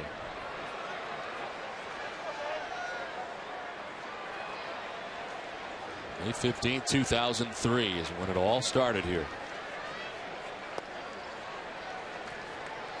Like we started to talk about it a little bit earlier, Portland Trailblazers 744 consecutive sellouts from 1977 through 1995. They won it in 77 with Walton, if I recall, and then they continued from there. Jason Bay strikes out at 6 Ks now for Miller. Good sequence right there by Miller. A couple curve balls to Bay and punches him out on a fastball in. Tough luck for Miller last inning. We talked about the ball wasn't hit very hard by the Red Sox, but Pedroia capped it off with the 2 RBI single that he sort of shoved into center field. He'll pop up outside first. Ross Glode is there in foul ground for out number 2. And there's 2 up, 2 down for the Red Sox here in the 5th.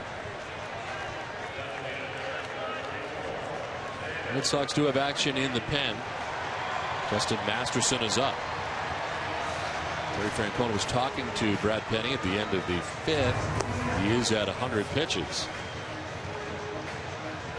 That might be the night as Farrell checks on Masterson.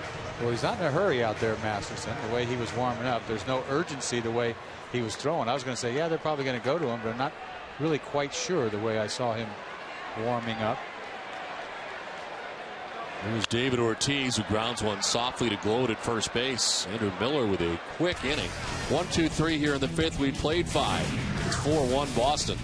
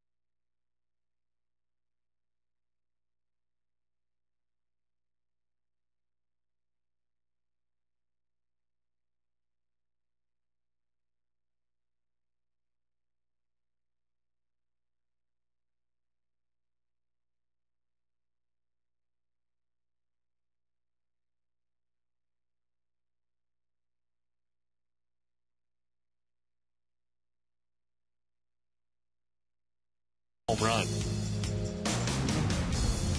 Back at Fenway Park as the Red Sox lead it 4-1. It's on to the 6th inning from Fenway. Dan Uggla, Cody Ross, and John Baker to bat for the Florida Marlins. After 5 innings from Brad Penny, Red Sox go to the bullpen, and this call to the bullpen is brought to you by New England Ford dealers. Justin Masterson into the game after 100 pitches from Brad Penny. 18th appearance, 3.88 ERA. And a foul tip for Dan Uggla. Penny tonight went 5 innings, giving up 1 run. It was unearned. 3 hits, walked 4, struck out 3. It's a struggle up until last inning. 87 pitches through 4 innings. Luckily, he had a quick inning last inning. But going after his 100th W has been difficult for him. Hopefully, he can get it tonight. And tonight his 4th try at it. And hoping the Red Sox pen can help him out.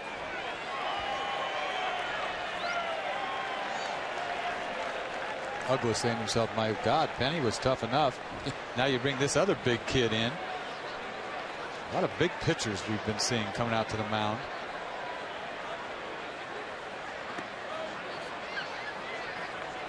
Masterson's done a nice job out of the bullpen this year because where he started quite a few games for the Red Sox, but out of the bullpen he's got like a 2.5 ERA, just like all the other relievers doing the job. Strike 3 call. On is Dan Uggla for the first out of his 6th inning. But that is so tough on right-handed hitters, that pitch. This thing sweeps all the way across the strike zone. Might be outside. Uggla probably thinks it is, but that's a tough pitch to hit. You can't really do much with it. It's kind of a flat slider, but it catches the outside corner. Hard to stay in there as a right-handed hitter. It's got to be difficult. One out for Cody Ross. I mean, you think about that guy, big guy, crossfire coming all the way across, and you got to stick your nose in there to try to hit that ball down and away. I don't want to do it. You got to be brave to be a right-handed hitter off of Masterson.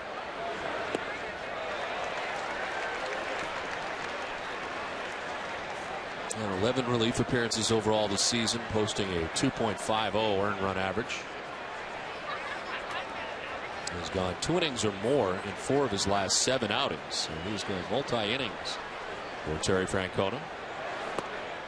Here's strike 2, 1-2. Trying to stay sharp is going to be tough for Masterson. I know he eats up multiple innings, but you get used to pitching a certain amount of pitches, and then you got to back off, sometimes. And it's hard to get in there and get your work in when they got several guys they got to go to. Rocco Baldelli comes in and takes care of out number 2. In between innings, more giveaways, and this one might be the most fun of the night. The Stanley Flat Max tape rule was passed out, and fans really had a good time with this in between innings. All kinds of stuff going on. Somebody's going to get whacked in the head. Several people. I mean, this one is, compared to the others, I mean, having a good time out there. There's more to follow. It's going to be a tough act to follow. John Baker bats with 2 outs, bases empty. Marlins have had their chances. 0 for 8 with runners in scoring position. It says it all about the first 5 innings or 4 innings off of Penny. They've left 7 men on base. And Baker jumping back out of the way, and evens the count 1-1. I don't even know how you catch that ball. I mean, what a great catch. Meaningless, but set up outside looking for him to paint the ball in the outside corner, and he launches a ball inside. It reminds me of Rich Gedman and Bob Stanley, a pitch like that. Remember? He's looking sinker and he throws him a cutter, and everybody's blaming the other guy. Right? That went on for years, didn't it? It did.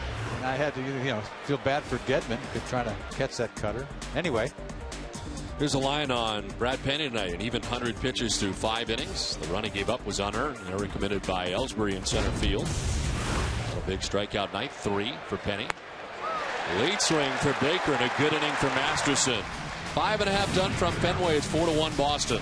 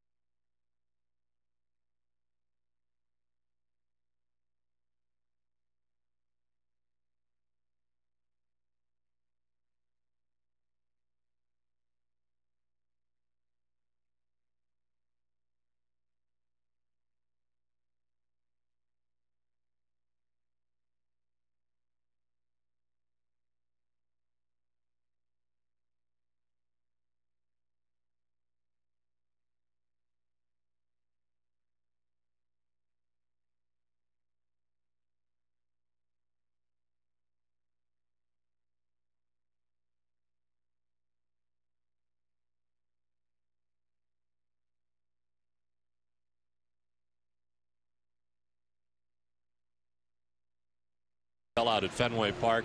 Gentlemen, welcome, and I know you want to congratulate the great nation, the Red Sox nation, here tonight and what they've done over the last great 5 years. Well, it's an incredible achievement. It's not just one for the record books, but one that just shows the how much of a love affair this region has with the ball club. Ground ball to shortstop and the first out of the inning. It's really incredible. We feel every day to be so proud to be involved with this. What's happened over the last 5 years here. So. Well, an incredible run like no other, and it continues every night. You guys, your sponsors have stepped up in a big way here tonight also to thank the fans here at Fenway Park. Just wanted to, every inning, give something away to our fans. And as John said, this is really a compliment to them. They are with us when it's wet and damp in April and when we're in the heat of a pennant race in September. But night after night, I know, and we've talked to the players, we know that there's such a difference now for these players playing in Boston because they know that these fans are really the 26th man. To pick up on that point, the fans, I know it's a cliche, but the fans do make a difference here. They create an energy in this ballpark, an electricity that the players are well aware of. And players now want to come here. They want to come to Boston for a lot of good reasons, and one of them is that this ballpark is always full of very passionate, loyal, committed fans. And we're very lucky to have that. This is their night, and we came in full force to say thank you, thank you, thank you. Also tonight, you also have Bobby Orr here. Tell us a little bit about that, Tom. What's going on out there? He's behind the monster now? I understand that Jason Bay and Bobby Orr are both, of course, Canadian.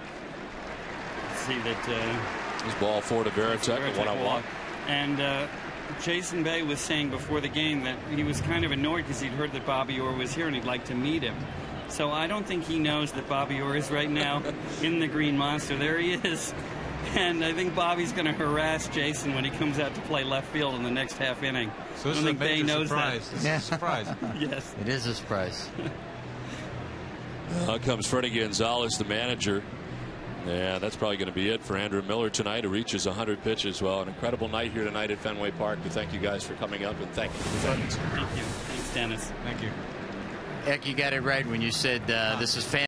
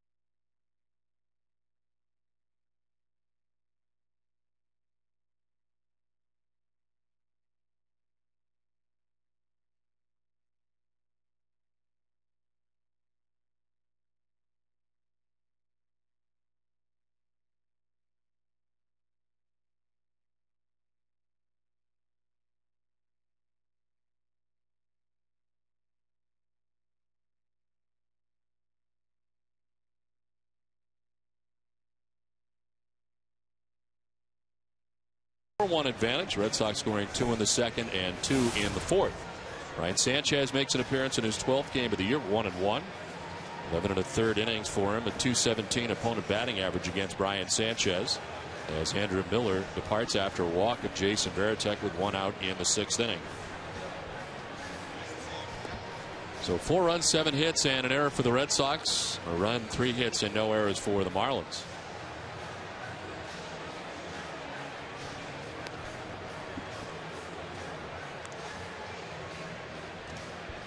Andrew Miller goes 5 1/3 innings. Ends up giving up a total of 7 hits, 4 runs so far. He's responsible for Varitek at first base. He walked 3 and struck out 6. Hideki Okajima up in the pen for Boston.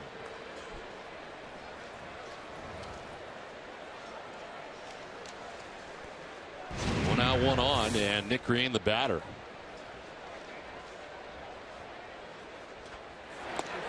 Foul tipped into the catcher's mitt, and it's 0-1 to Nick Green.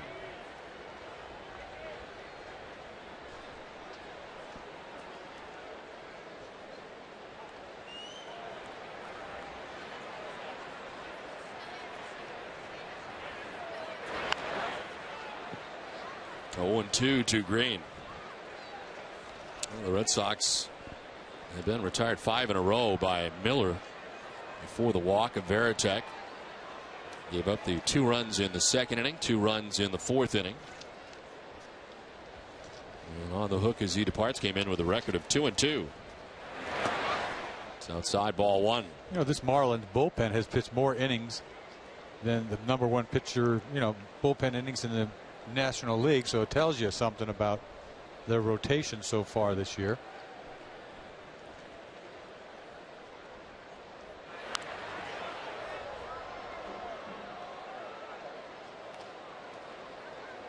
Well, the Marlins pitching as a whole, earned run average, they come in at 10th in the league. You look at the numbers as far as the pitching goes, the hitting goes, they're in the middle of the pack, and defense has been very bad for the Marlins this season, but they're only 6 games back in the National League East. Nick Green gets a piece, stays alive, 1-2. Not being able to get a big hit tonight is what's happened over the first 5 innings for them offensively. Miller didn't pitch all that bad tonight. Had that 1 bad inning last time, but we talked about Nick Green being a big part of that, hitting a nubber to Ugla that he couldn't turn into an out. Swing and a miss. Nick Green strikes out, and there's 2 down in the inning. Sanchez strikes out first batter that he faces. Sanchez shows a pretty good fastball, good location, down and away. Funny swing by Nick.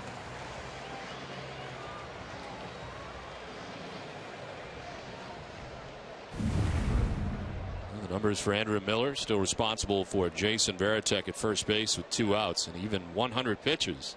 The percentage of strikes is not good at all. You got to have at least, you want to be over 60%. He's back and forth out of the strike zone.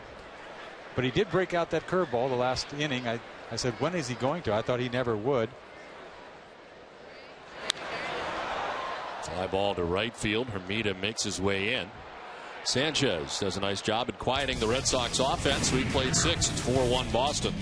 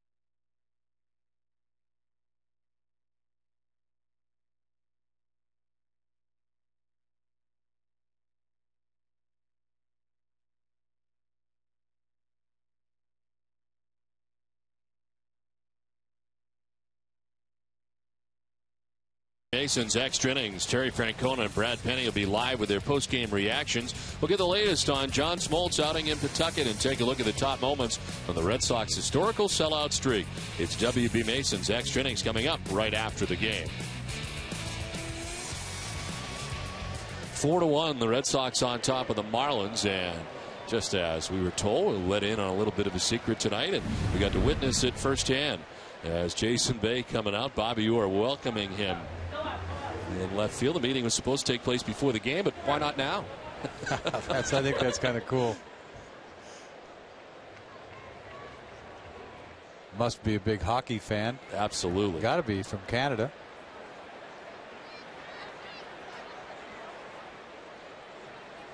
When's that ever happened in the middle of a game? No. Huh? Really? Seriously? Never. Like I'm going to go meet Juan Marichal right in the middle of the game when I was a kid or something.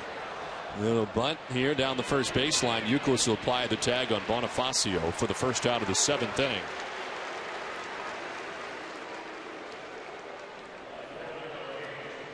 There's Hideki Okajima on here in the 7th inning. Gets the first out. The numbers for Okajima's 30th appearance, 3-0 record, 2.48 ERA. The opponent hitting at 168 against Okajima. Tied in the American League for holds, which is a big stat nowadays. I mean, you got to give some credit somehow to the relief pitchers before the closer gets in there. I don't really know what goes into a hold. You keep the game the same. You're up. It doesn't matter what the score is. What if it's 15-0? Because as a save, you have to have a 3-run save. It has to be within 3 runs, right? So what if you come in 15-0 and hold the team to 14? Yeah, whatever. Is that a hold? Yeah. What constitutes That's a great question. hold? I don't know. I never cared because I never got any holds. I only care about saves. I'm going to look that up. We need to look deeper into holds. I'm going to go look up, and I'll tell you tomorrow night if I remember. I think we can get to the bottom of it quicker, perhaps. Yeah. I need a nice guy to tell me. You got a guy. I need a guy. Check with your guy that you checked with earlier and come back to me next inning. He comes back quick sometimes. Your guy is failing you now. You got nothing. I don't know. Maybe he's not paying attention to what we're talking about right now. I don't think he really cares. He could be bored. He could be bored. But anyway, Okajima's got 12 holds this year. Red Sox pitching has retired 8 batters in a row. With 1 out here in the 7th inning, Chris Coughlin, his 4th at bat, has struck out, flied out, and walked.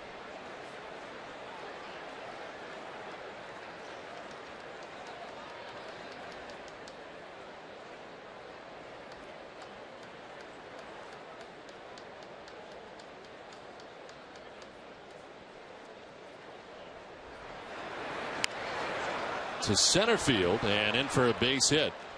Chris Coughlin picks up the 4th hit of the night for the Marlins. 1-out single here in the 7th. Really nice piece of hitting. Never had faced Okajima up to this point. He doesn't know really what to look for. Even if you've faced him before, you don't know what to look for. You see a curveball, good pitch, down and in. He just sort of left it inside, but down. Doesn't hit the ball very hard to center field, but base hit. Little does he know how difficult it is to figure out what Okajima is going to come with. I think you're better off facing him the first time. You have no idea. Got nothing to go on. Just, watch the ball out of his hand. On the ground towards Pedroia at second base, trying for 2. There's 1. There's 2. It ends the top of the 7th inning. 4-1 Red Sox. Time for a Sports Desk update with Cole Wright.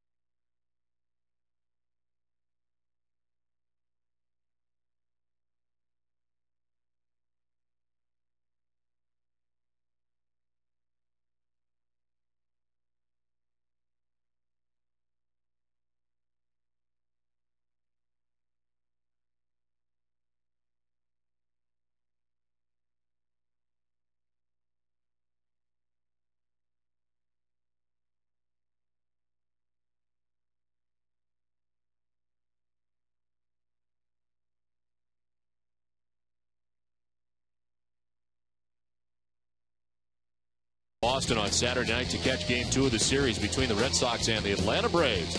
Always serving an honest brew with a big taste and a nice finish. Visit the Tap to catch all your baseball action. On to the bottom of the 7th inning back at Fenway Park. It's 4-1. The Red Sox on top. As Brian Sanchez back on the mound for the Marlins. Heck, I have an answer to your question. Good. I checked with my guy. Where is your guy? I don't see your guy. I don't have a guy. Where is this guy? But the answer is a hold. Ready for this? I don't think you're going to like this just based on what the answer I got was. A hold is if you come into a game, protected lead, and get at least one out and leave with a lead. So I don't have to get one out. That's right. You could come in with that 15-run lead, give up 14 runs. As long as you get one out, you got yourself a hold. Are you serious? Yeah. Wow. I thought an easy save was to have a 3-run lead and give up 2 runs. No, you could give up a bazillion hold is runs easier. And then just one out. Get an out. Right. You're in the wrong business. Think of all the holds you could have had. No, but you don't get any iron for holds. I don't know. I don't think. I mean, you get a lot more iron for saves than you do holds. Yeah. Let's face it. Yeah. It's not Although really I didn't get it. enough iron for my saves. Now that I sit here 10 years later, I didn't get enough iron. If you're pitching today, you'd have all kinds of iron. Yes, I would. You wouldn't be doing this, most likely. But I love working with you. Yeah. Ellsbury to deep right field. Hermita's back, and it is gone. Jacoby Ellsbury, his 3rd home run of the season.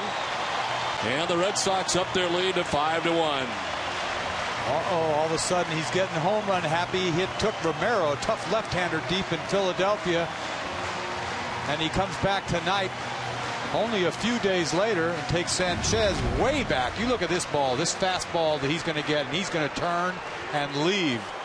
It goes to show you the kind of power that Ellsbury can display at any given time. He turns on this ball and kills this ball over the bullpen. Way back. 3rd home run of the season. You know, you see him swing like that, and you say he's capable of hitting maybe 15 to 20 home runs, but calm down. I was going to say, do you want Jacoby Ellsbury hitting home runs? I've been saying it all year. I don't really want him to lead like that. I mean, I don't blame him. Whatever. He takes his shot at an extra base hit, happens to hit a bomb. I mean, that's all you're trying to do is get an extra base hit right there. Just happens to go out of the ballpark. But I just know if I could hit a ball that far, I would have a tendency to want to leave Earth every once in a while. All the time. Every day. Because I like bombs. Yeah. As long as they're not against you. Right. I love bombs. I mean, so, you know, the thing with him is he's got to keep that stroke up the middle the other way, which he has all year long. But all of a sudden, recently, you know, hit the home run off Romero. Tough left-hander, and then tonight. This one hooked to 3rd. Nicely done. Bonifacio gets up and throws out Euclid, who's had a frustrating night at the plate. 3 strikeouts, and now this special play at 3rd base by Bonifacio. And there's one out of the 7th inning. Hess is a proud sponsor of the Red Sox and the Red Sox on Nesson. During the 2009 Red Sox season, Hess and Hess Express will donate $500 to the Red Sox Foundation for every home run hit by the Red Sox. Hess committed to helping the cause.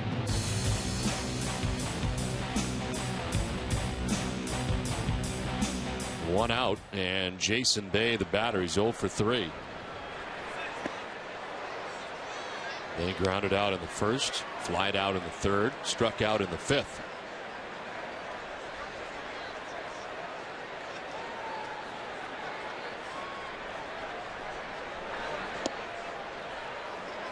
Sanchez had pitched pretty good up until this point. He had never given up an earned run this year.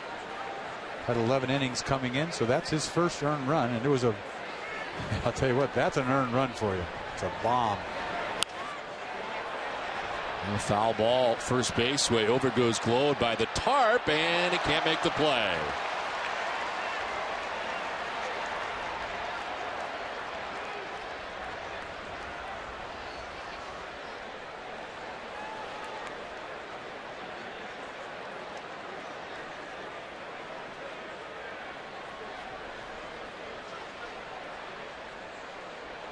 It's 1-2 now to Jason Bay.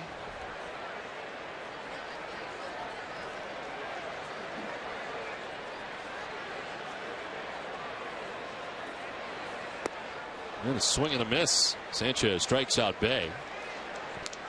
And there's 2 down in the 7th.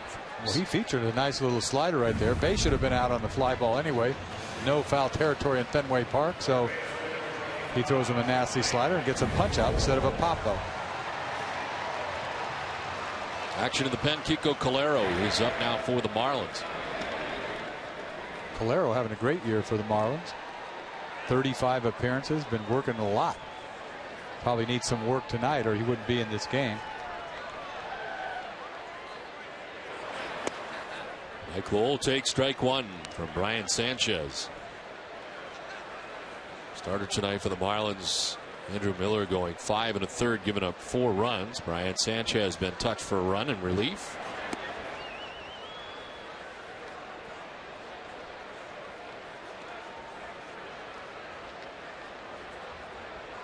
You know, Sanchez tough on right-handers too.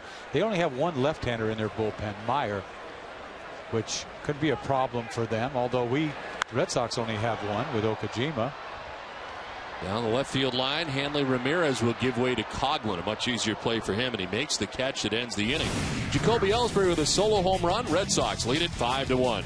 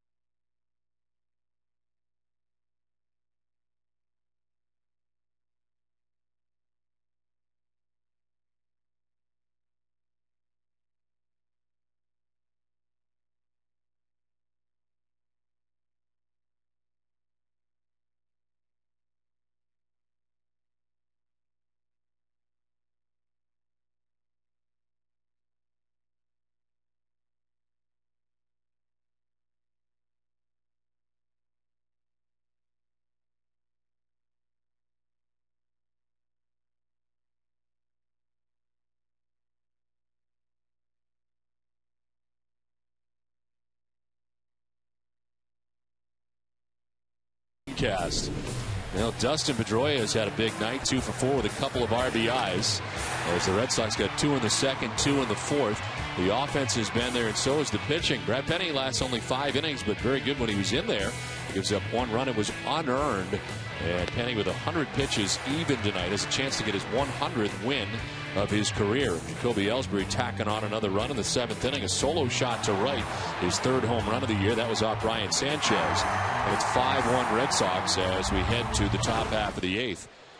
And more of the bullpen on now for the Red Sox, as Ramon Ramirez becomes the 3rd reliever tonight for Boston. 31st appearance, 2.03 ERA. The opponent hitting 171 against Ramon Ramirez. Taki Okajima worked an inning, giving up a hit.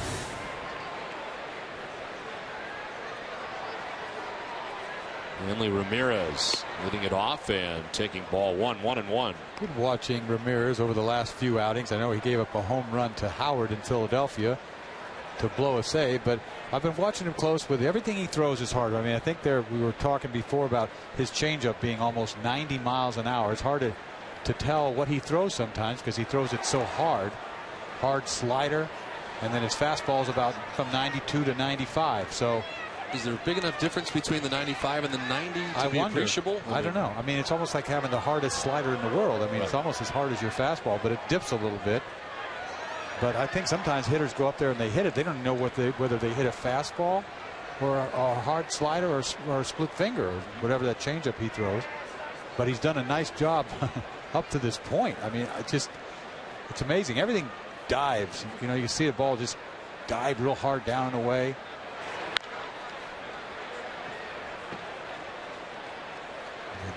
How do you question how he's pitched? He's pitched very well. Was just watching his stuff. The more you see him, the more you pay attention closer to his repertoire. Giving up 7 runs in 30 games overall in the season, 31 innings. He throws hard. So he wiggled his number 1. It's got to be a fastball, but maybe it's a hard sinker. See the ball sinking back. Every time you wiggle the finger, it's not going to be straight. He's trying to throw this ball outside so it comes back and hits the outside corner, but he starts it outside and it just goes all the way across the plate. He didn't want to throw it there, but you see that good movement on his fastball. That's the one that's not 95. That's more like 92 with sinkage.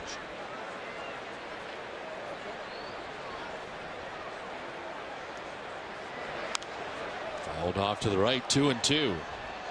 There's that hard slider, 91 slider. I wish I could throw my cheese 91, let alone slider. Right? Usually the cutter is real hard. And I don't think that's a cutter. I think that's as hard as you can slider.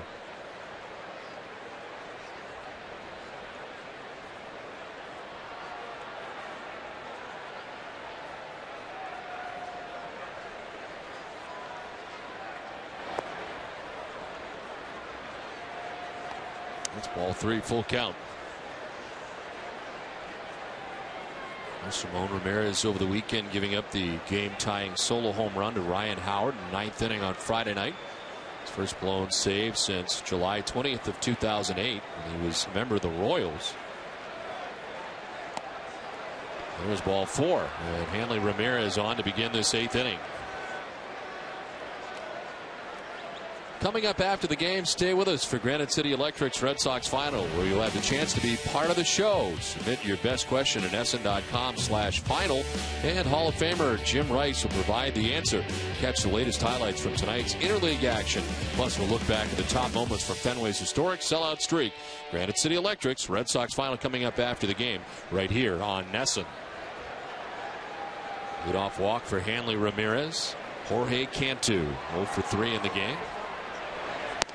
Takes ball 1. That was a slider that didn't slide. It kind of almost rose to the plate. Tries to throw this ball slider too hard. You see it spinning.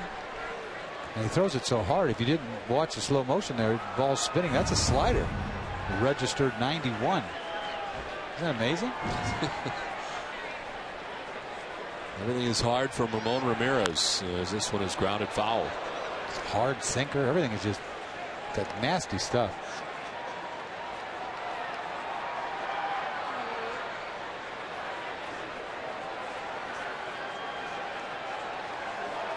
You know, see the Red Sox got Ramirez from Kansas City for Coco. Everybody knows that.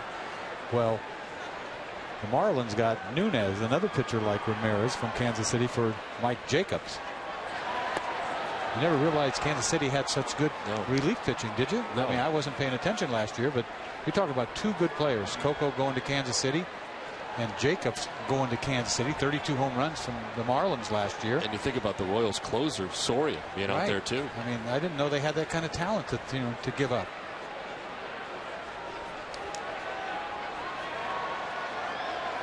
Two-one to Cantu. Is lined to left and in for a base hit. Hanley Ramirez takes second. The first two Marlins have reached here in the 8th. So Cantu is such a good fastball hitter. Everything hard from Ramirez. He gets a ball that he can handle. Fastball middle. Ball didn't really have a lot of tail on it. Smokes this ball to left field. And if you get somebody going in the bullpen now.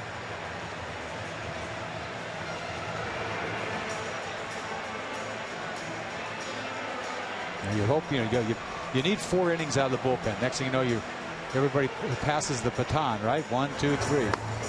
Goes from Masterson to Okajima and Ramirez, and you hope to get to Papelbon at some point. And the law of averages, the more guys you put out there, the more hopes you are that everything goes cleanly, don't you think? So the deeper you get into the game, the less guys you have to use in the bullpen. To me, it's a law of averages.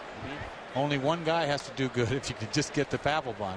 If you got to go to the 6th inning to 4 guys, you're hoping 4 guys do good, you know? Whole different ball game. And it's been happening. I mean, everybody's done their job, but you know, it can't go like that all year.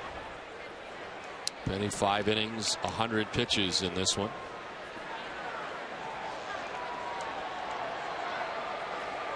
You don't want to tax anybody, so stick with 1 inning for each if you can get away with it. It's a domino effect. If one guy doesn't do a good job, somebody's got to pick him up. Now the left-hander's already gone. We have no left-hander to get out a left-hander. Once Okajima's out of the ball game, we talked about it before. Do you really need a left-hander? Just a specialist. 2-0 pitch is a strike, and it's 2-1. Not when you have right-handed pitchers that can get out left-handed hitters. Del Carmen gets out left-handers very well. Papelbon get anybody out.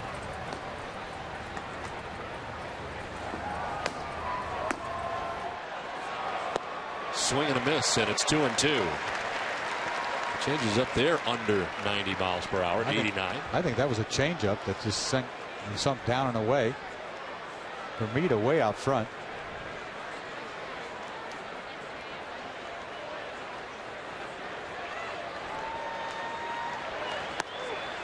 Well, 3 full count. This ball just darts everywhere. Sometimes it's hard to command stuff. Your stuff is almost a little too nasty.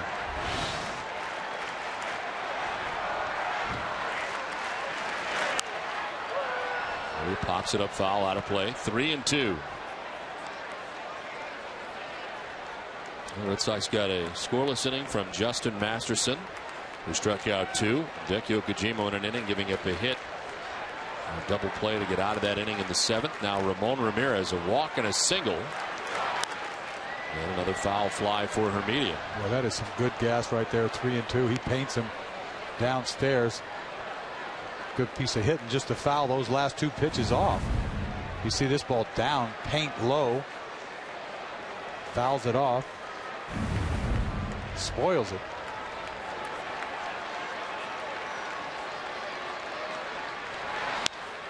Fly ball to left center field. Jacoby Ellsbury and Bay. It'll be Bay. And he makes the catch for the first out of the 8th.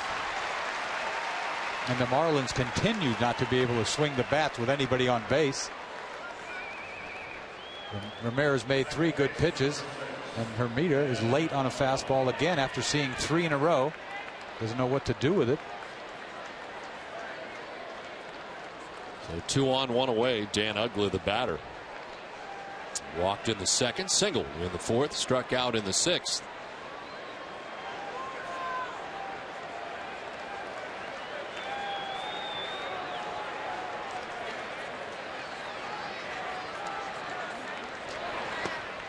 Double-barreled action now for the Marlins. Calero up, so is Meyer.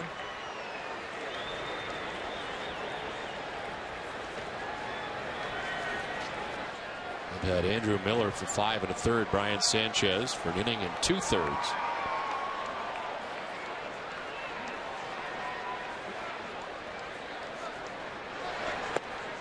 Uggla takes strike 2, 0-2.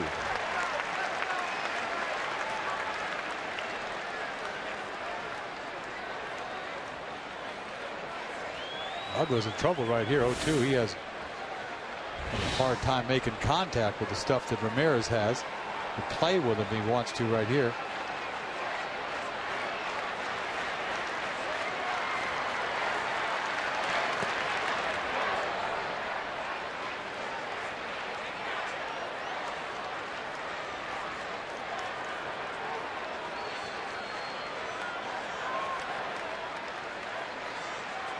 And the Ramirez at second base, Jorge Cantu at first base, 1 out, 8th inning.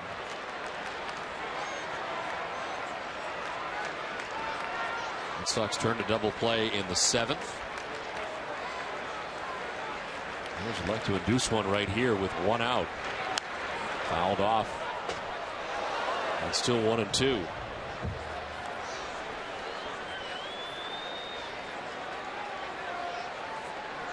Marlins scored first tonight in the first inning with a run. Red Sox get 2 in the second, 2 in the fourth, and a run in the seventh on the home run by Jacoby Ellsbury. They have a 5-1 lead.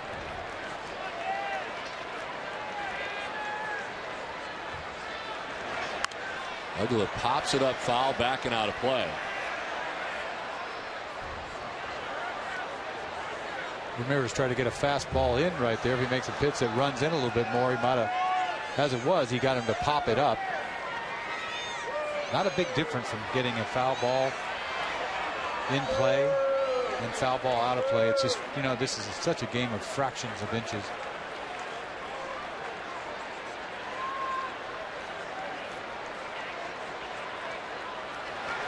Swing and a miss. He elevates and strikes out Uggla, second out of the eighth. You see there, 92 miles an hour. You'd think it was a fastball. This is a slider. Look at the spin on that ball. Ball doesn't break much. He's threw it too hard to have it any time to break. You see it's spinning, but he beats him. He beats him, almost throws a slider by him. That is a hard slider. So 2 down, first and second, and Cody Ross, the batter. He is fouled out, singled, and flied out.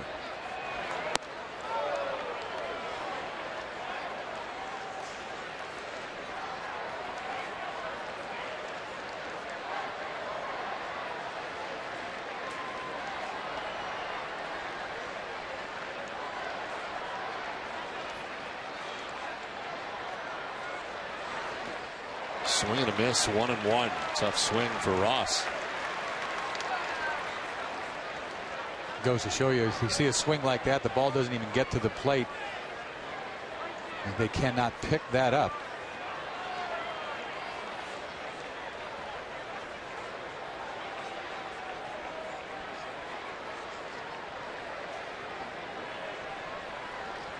Ramirez has thrown 28 pitches in the inning. A walk and a single to start the inning, but he's got 2 outs since then. Now misses up top for ball 2.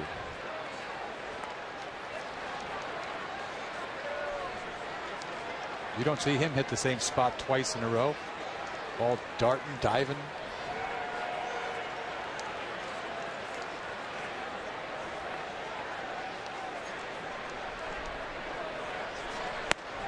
Inside, 3-1. Well, he's made a pitch when he had to. He made a couple 3 pitches to Hermida to get him out with 2 on, nobody out. Big pitches looking back on.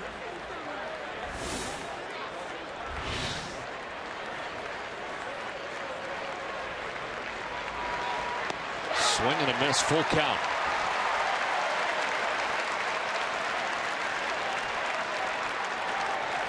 Amazing pitch right there. 3-1 disappearing something.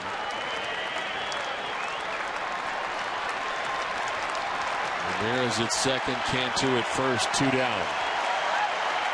Pitch 32 of this inning coming for Ramon Ramirez.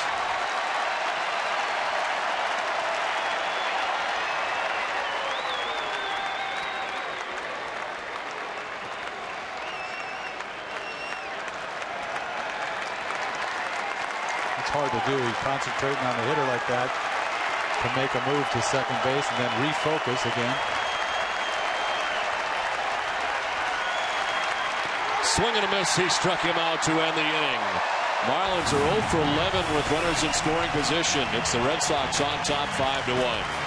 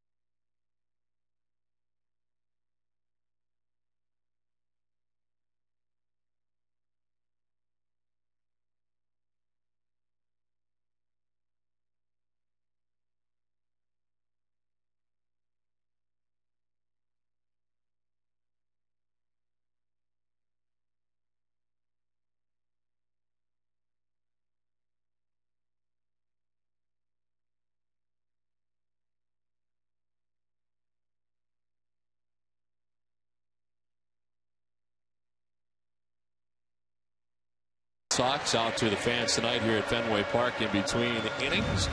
And this is what they received tonight, top to bottom, all good, as tonight's Fenway giveaway as part of the 500th consecutive sellout at Fenway Park. Yes, the fans enjoying it here tonight.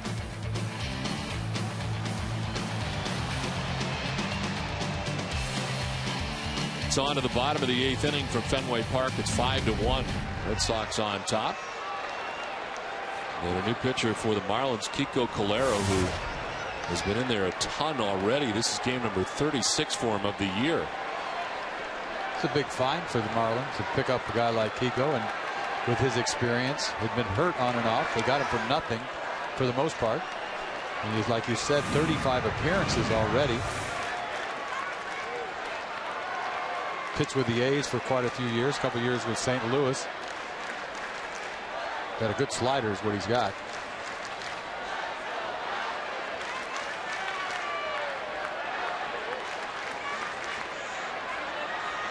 Comes in with his team trailing by 4 runs. David Ortiz takes ball 2, 2-0.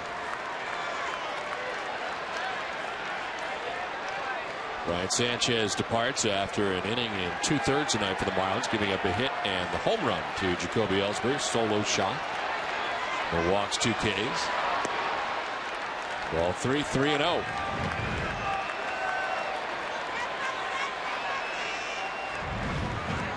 Ortiz starting to take his walks on a regular basis over the last couple of weeks too, beyond swinging the bat better.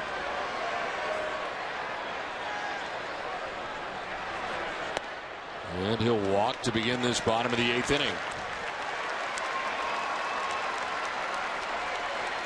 The league leaders are brought to you by Olympia Sports. And the best interleague record. Red Sox at 120-98. Yankees, Twins, Athletics, and White Sox better winning percentage in interleague. Marlins with the 7th best record. And pinch hitter coming up here with David Ortiz at first and nobody out. It's Mark Kotsay. That's for Rocco Baldelli, who had 2 hits tonight, went 2 for 3 in the game. Baldelli with an RBI as well, drove in a run back in the 2nd inning, tied the game at the time 1-1. It's ball 1 to Kotsay.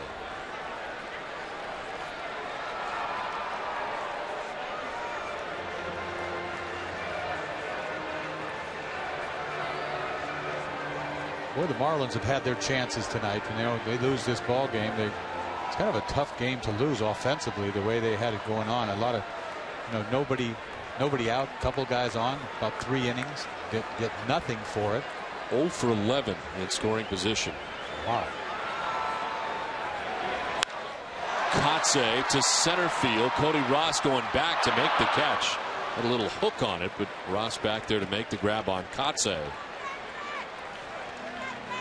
Well, tonight after Red Sox coverage, be sure to watch Sports Desk presented by FW Webb. Cole and company will shed some light on the Sammy Sosa scandal. We'll get the latest from John Smoltz's rehab start in Pawtucket, and where does Kobe Bryant fit in among the NBA's all-time greats. Check out Sports Desk to find out. You can find FW Webb's 27 Bass Centers at frankwebb.com, and be sure to watch Sports Desk tonight right after our Red Sox coverage on NESN. Walk to David Ortiz. A line out for Kotsay. 1 out, 1 on. And Jason Varitek, who's 0 for 2 with a walk.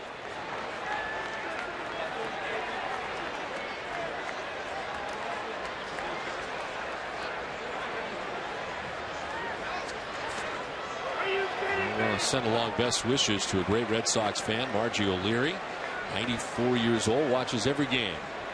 Hope she's doing all right tonight.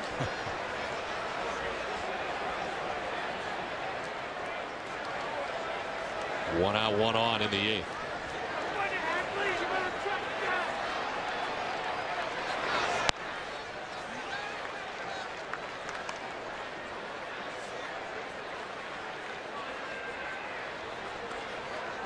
Red Sox have the closer in the pen warming up with a 4-run pad right now.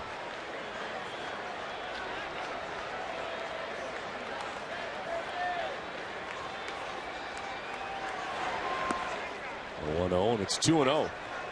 Papelbon hasn't pitched in quite some time, too. He didn't pitch Sunday in Philadelphia, so it's been quite a while.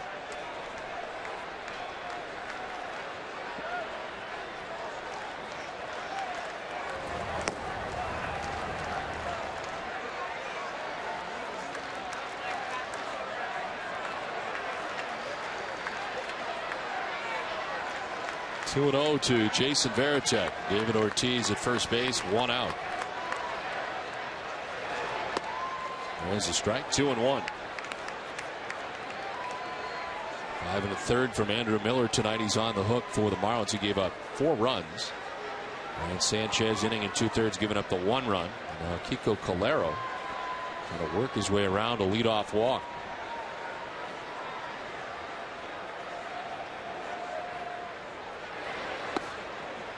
Ball 3. Word of that, Biz. That ball looked like it was right down the middle. Not that it matters. Little breaking ball. He just tries to throw it over the plate. Strike. How many's that? Got to be up to 10 by now. Not that we're counting, Jerry.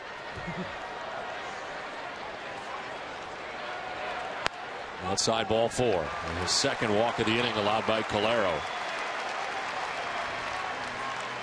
Mark Wiley, the pitching coach, coming out.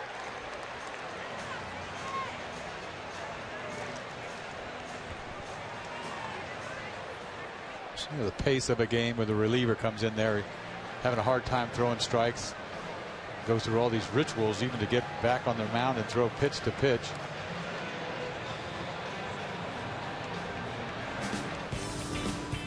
Well, the Red Sox Nation Ultimate Fan Pack includes 2 tickets to a select game. Remaining opponents include the White Sox, Tigers, and Athletics.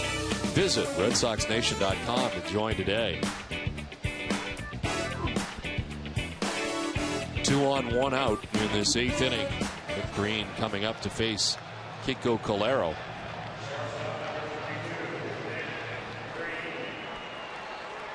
Nick Green tonight struck out in the 2nd, reached on an infield hit in the 4th, and then struck out in the 6th.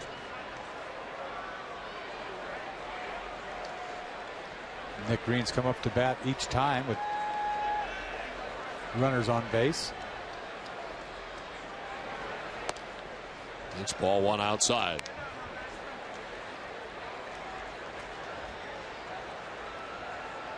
Kiko Calero breaking into the big leagues with the Cardinals. Was with them in 03 and 04. Oakland for the last 4 years. Came over to that Mike Mulder trade, didn't he, with Oakland and St. Louis. They had to give up quite a bit. I think Danny Herron came over with Calero. He did, along with Derek Barton from St. Louis in the Mark Mulder deal in December of 04. Danny Herron is going on to be quite a pitcher in the National League with Arizona.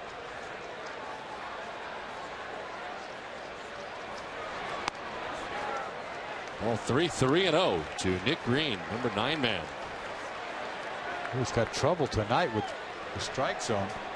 Not getting any help from Jerry, but not exactly throwing a lot of strikes either.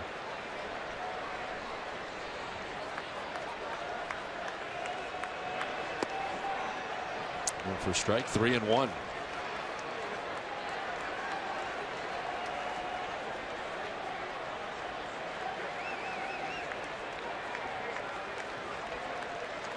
I couldn't be a pitching coach to save my life. I just couldn't. No patience? None. Zero. There's ball 4. 3rd walk of the inning allowed by Calero. Here's a guy who's done the job for you all year. We talked about it. 35 appearances out of the bullpen. Punched out over a strikeout an inning. Then he goes out there and walks the bases loaded. It's like, what is happening? You can't coach this stuff. You can't walk out there and tell somebody what to do and fix it. And to me, it's like it's out of your control a lot, and that's why it's so difficult to be a pitching coach. And then, to be a pitching coach on the Marlins, you talk about all those guys over 6'5", trying to work with the mechanics probably every day. Somebody's always going out of sync. And your job's on the line. Right. But you have to have patience with a club like this, small market team. Nothing you can do with what you got. You got to get done with whatever you've got out in that field. Nobody's going to walk through that door during the season, right? Except somebody else from the minor leagues. Calero's been doing a lot of stretching. Yeah, tell you what, if I'm going to walk the bases loaded, I'm going to do it in a hurry. Because the longer it takes, the uglier it looks. It's a breaking ball. You know why he's nasty. He's got that sweeping breaking ball. But if you can't throw a strike with it, hooray for nastiness. First time that he's walked 3 in any outing this year. He's done so with 1 out here in the 8th.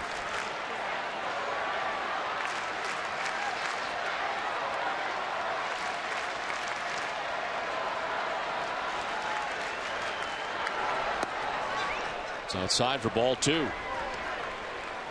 get a team like the Red Sox, they just don't go hacking. I mean, they make you work. Pitcher like Calero, you need somebody to be aggressive, want to swing at that slider. Meanwhile, it's a 5-1 game. Nobody's in any hurry. But RBIs everywhere. You think somebody might be anxious.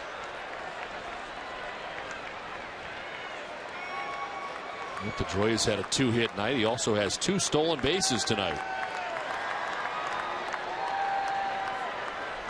He could make this a big night here with a knock. Little gapper.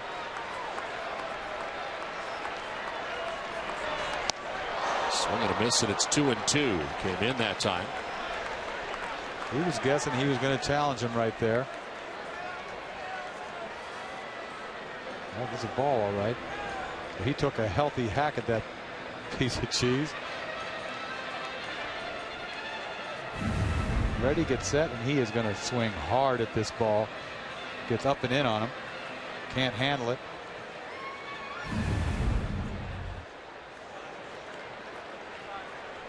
Calero hasn't thrown very many strikes. You consider that ball being out of the strike zone right there. Could have been 3-1. 20 pitches, 5 strikes. That's not good.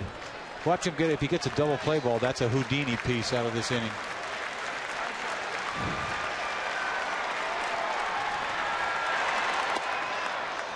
There's ball 3 outside. We're going to go back to 2003. Find an outing for Calero in which he has walked 3 or more. He walked 4 against the Cardinals. Well, you don't stay in the big leagues when you walk 3 in an inning very often.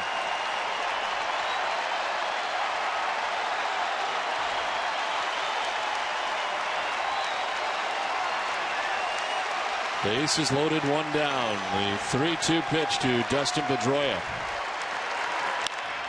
Up the middle into center field, a base hit. Ortiz will score. Here comes Varitek. Throw to the plate is going to be close, and Varitek is going to be out. They get 1 run. Yeah, the Red Sox lead it 6-1. Varitek gunned down. Pedroia makes him pay on this fastball, this 3-2 fastball. He shoots it right back up the middle. You see Calero tries to get a glove on this ball. Fastball, middle. He smokes this ball. 1 hop up the middle of the box, base hit center field. You see it shoot by Calero. You think 2 runs are going to score easy because the center fielder is going to hit the mound on the throw. Watch, it kicks off, but Varitek gets blocked out of the plate. You see right here, he blocks the plate a little bit. He doesn't slide, trips him, doesn't touch home plate, tags him out for the 2nd out. You thought 2 runs were going to score easy. That ball from the center field, he didn't tag him there, but he tripped him and he couldn't touch home plate. 1 RBI. And the night for Kiko Calero. It's 6-1 now. Red Sox pitching change from Fenway.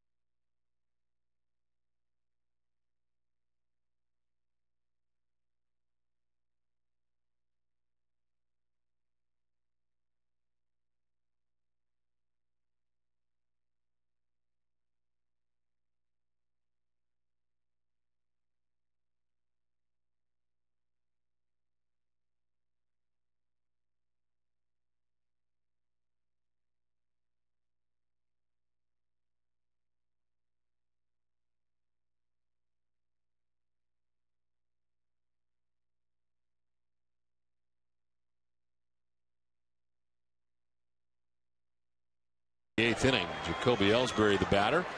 Red Sox have runners at first and second, a run in. Leo Nunez is the new pitcher for the Marlins. We're talking about the Kansas City Royals, another guy that comes from the Royals, and Nunez entered this contest in the 8th. Makes his 34th appearance of the year, so another guy that's been run out there quite a bit. You see the kind of arm he has, slinging that ball in there. You can see why the Marlins liked him, to give up a guy like Jacobs. Look at the action on this arm.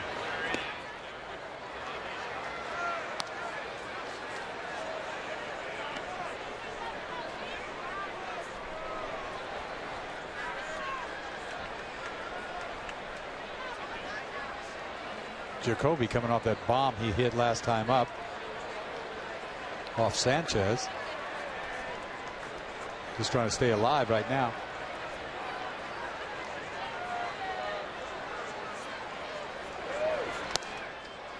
Away for ball 1, 1-2. Kiko Calero worked 2/3 of an inning and gives up 1 hit, 3 walks, and so far just the 1 run. That's the way the pitching is. You can go out there one night and just not have it.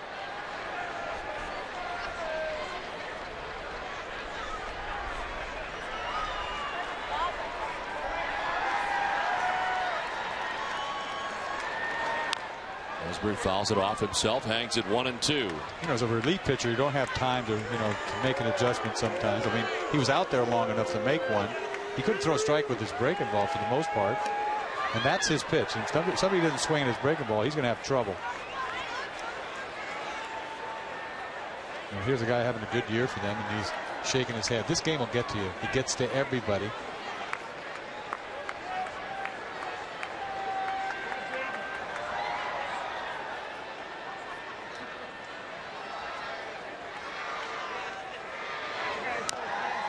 Foul tip, and it's still 1-2. Ellsbury gets a piece. And back in the 7th inning, Jacoby Ellsbury would get his 3rd home run of the year. He's off Brian Sanchez. This ball way back over the bullpen. Got to feel good to hit a ball that hard, that far.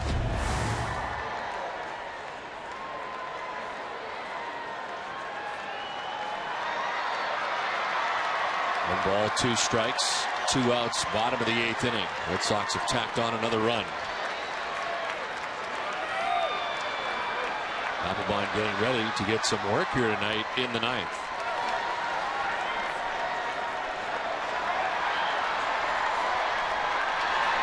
Ellsbury strikes out to end things in the 8th. Red Sox out a run at 6-1 Boston at the end of 8.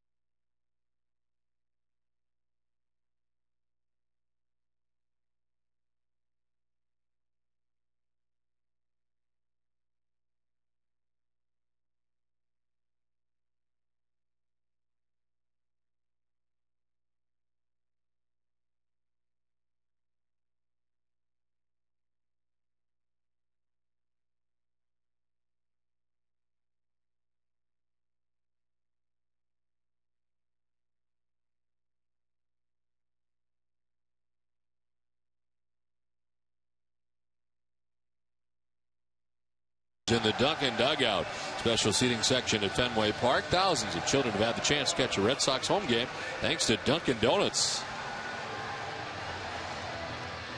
Now Marcotte staying in the game, taking over in right field as he pinch hit for Baldelli. Now takes over for him in right. And the new Boston pitcher is Jonathan Papelbon for the 9th.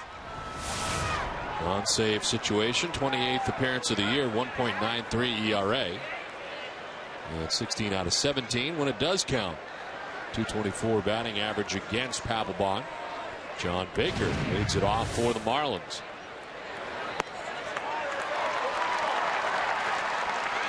Brad Penny for 5, giving up 1 unearned run. Justin Masterson a shutout inning. Hideki Okajima shutout inning. And Ramon Ramirez a shutout inning.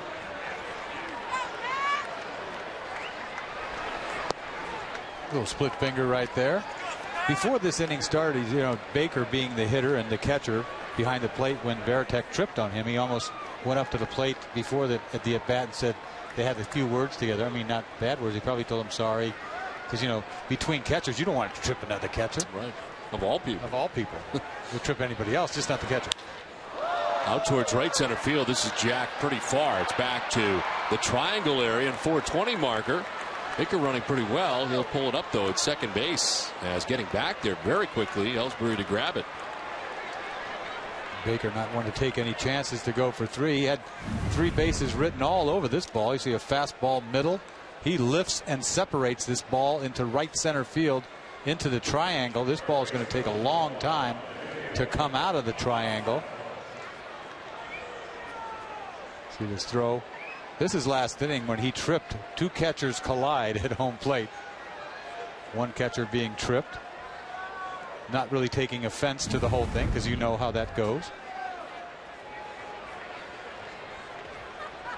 Baker at second base with a double to get this 9th inning started. Here's Emilio Bonifacio. Takes strike 1.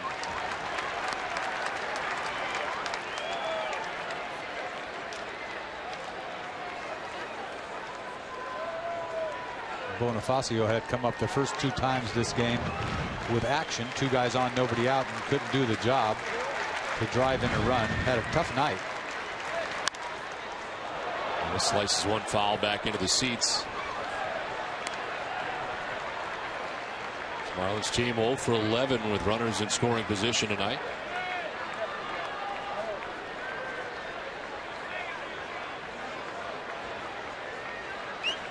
With 9 men on base through the first 8 innings.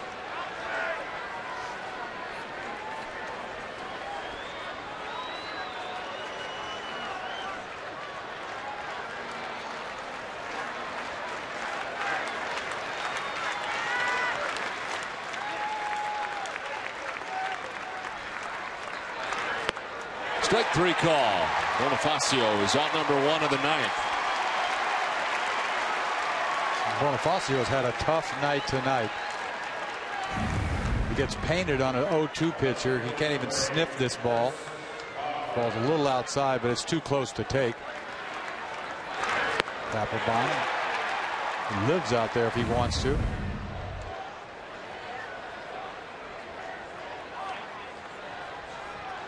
So 1 out, John Baker at second base. Chris Coughlin. The single his last time up. He's also walked, so he's been aboard twice tonight.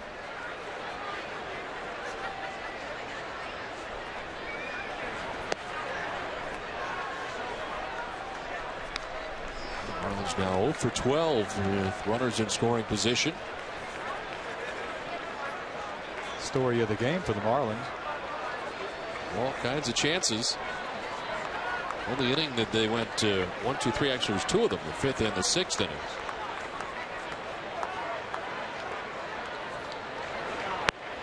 Outside ball 2, 2-0.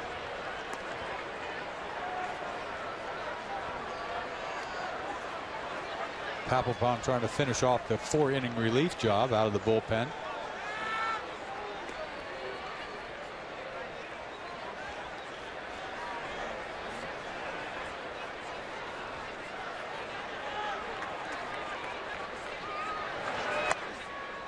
Ball 3, 3-0. Had you talked about the pace of the game when he got fined? I forgot if you ever talked about that. What was the reason for that? How much time do you have to leave the bullpen and be on the mound? That's a great question. A couple of minutes? Is that what it is? And he took 2 longer? minutes and 5 seconds from the last pitch of the last inning. I never knew there was a time limit.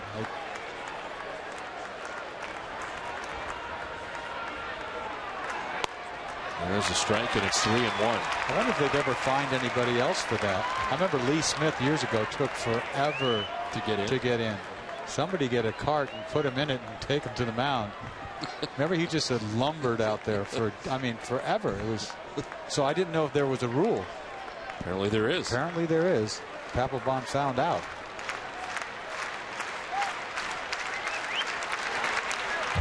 Foul back, full count as Papelbon battles back against Coughlin.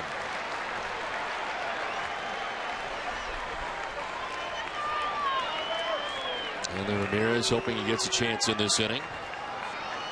1 out, top of the 9th inning. John Baker at second base. 3-2 the count to Coughlin.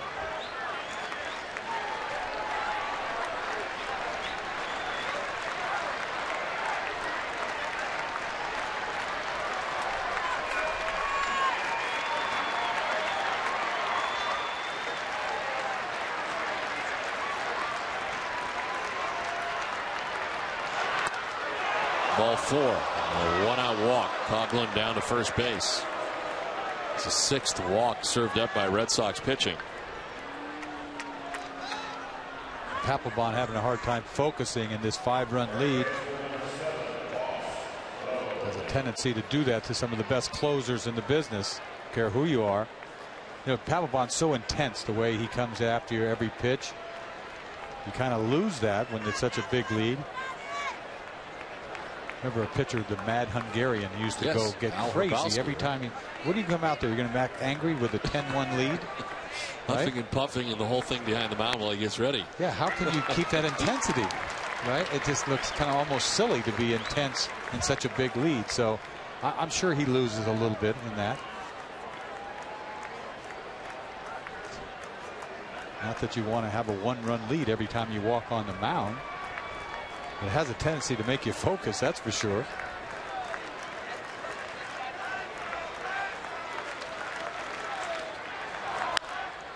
Ground ball down to first base. Youkilis will flip to first, and covering the bag is Papelbon for the 2nd out.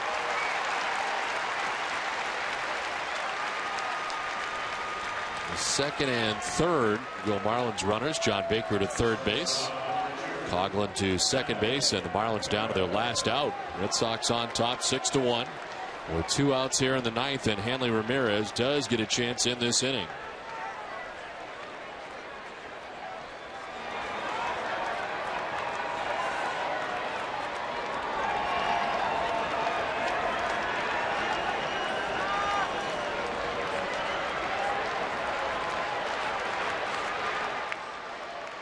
Papelbon and out away as Hanley Ramirez stands in on the right side.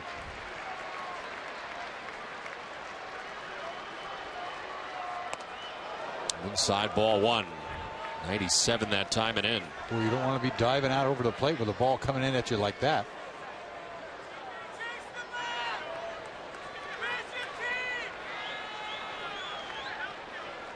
I don't know if they were ever teammates, Ramirez and Papelbon. I kind of wonder back about the same time they were in the minor leagues. Not that it matters right at this point.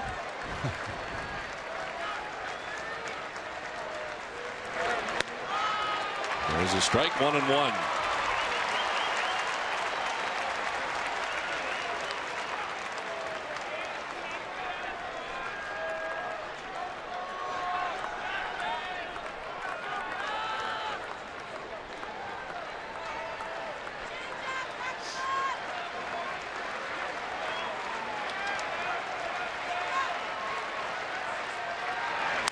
Broken bat grounder. Papelbon will field and throw, and the Red Sox will win.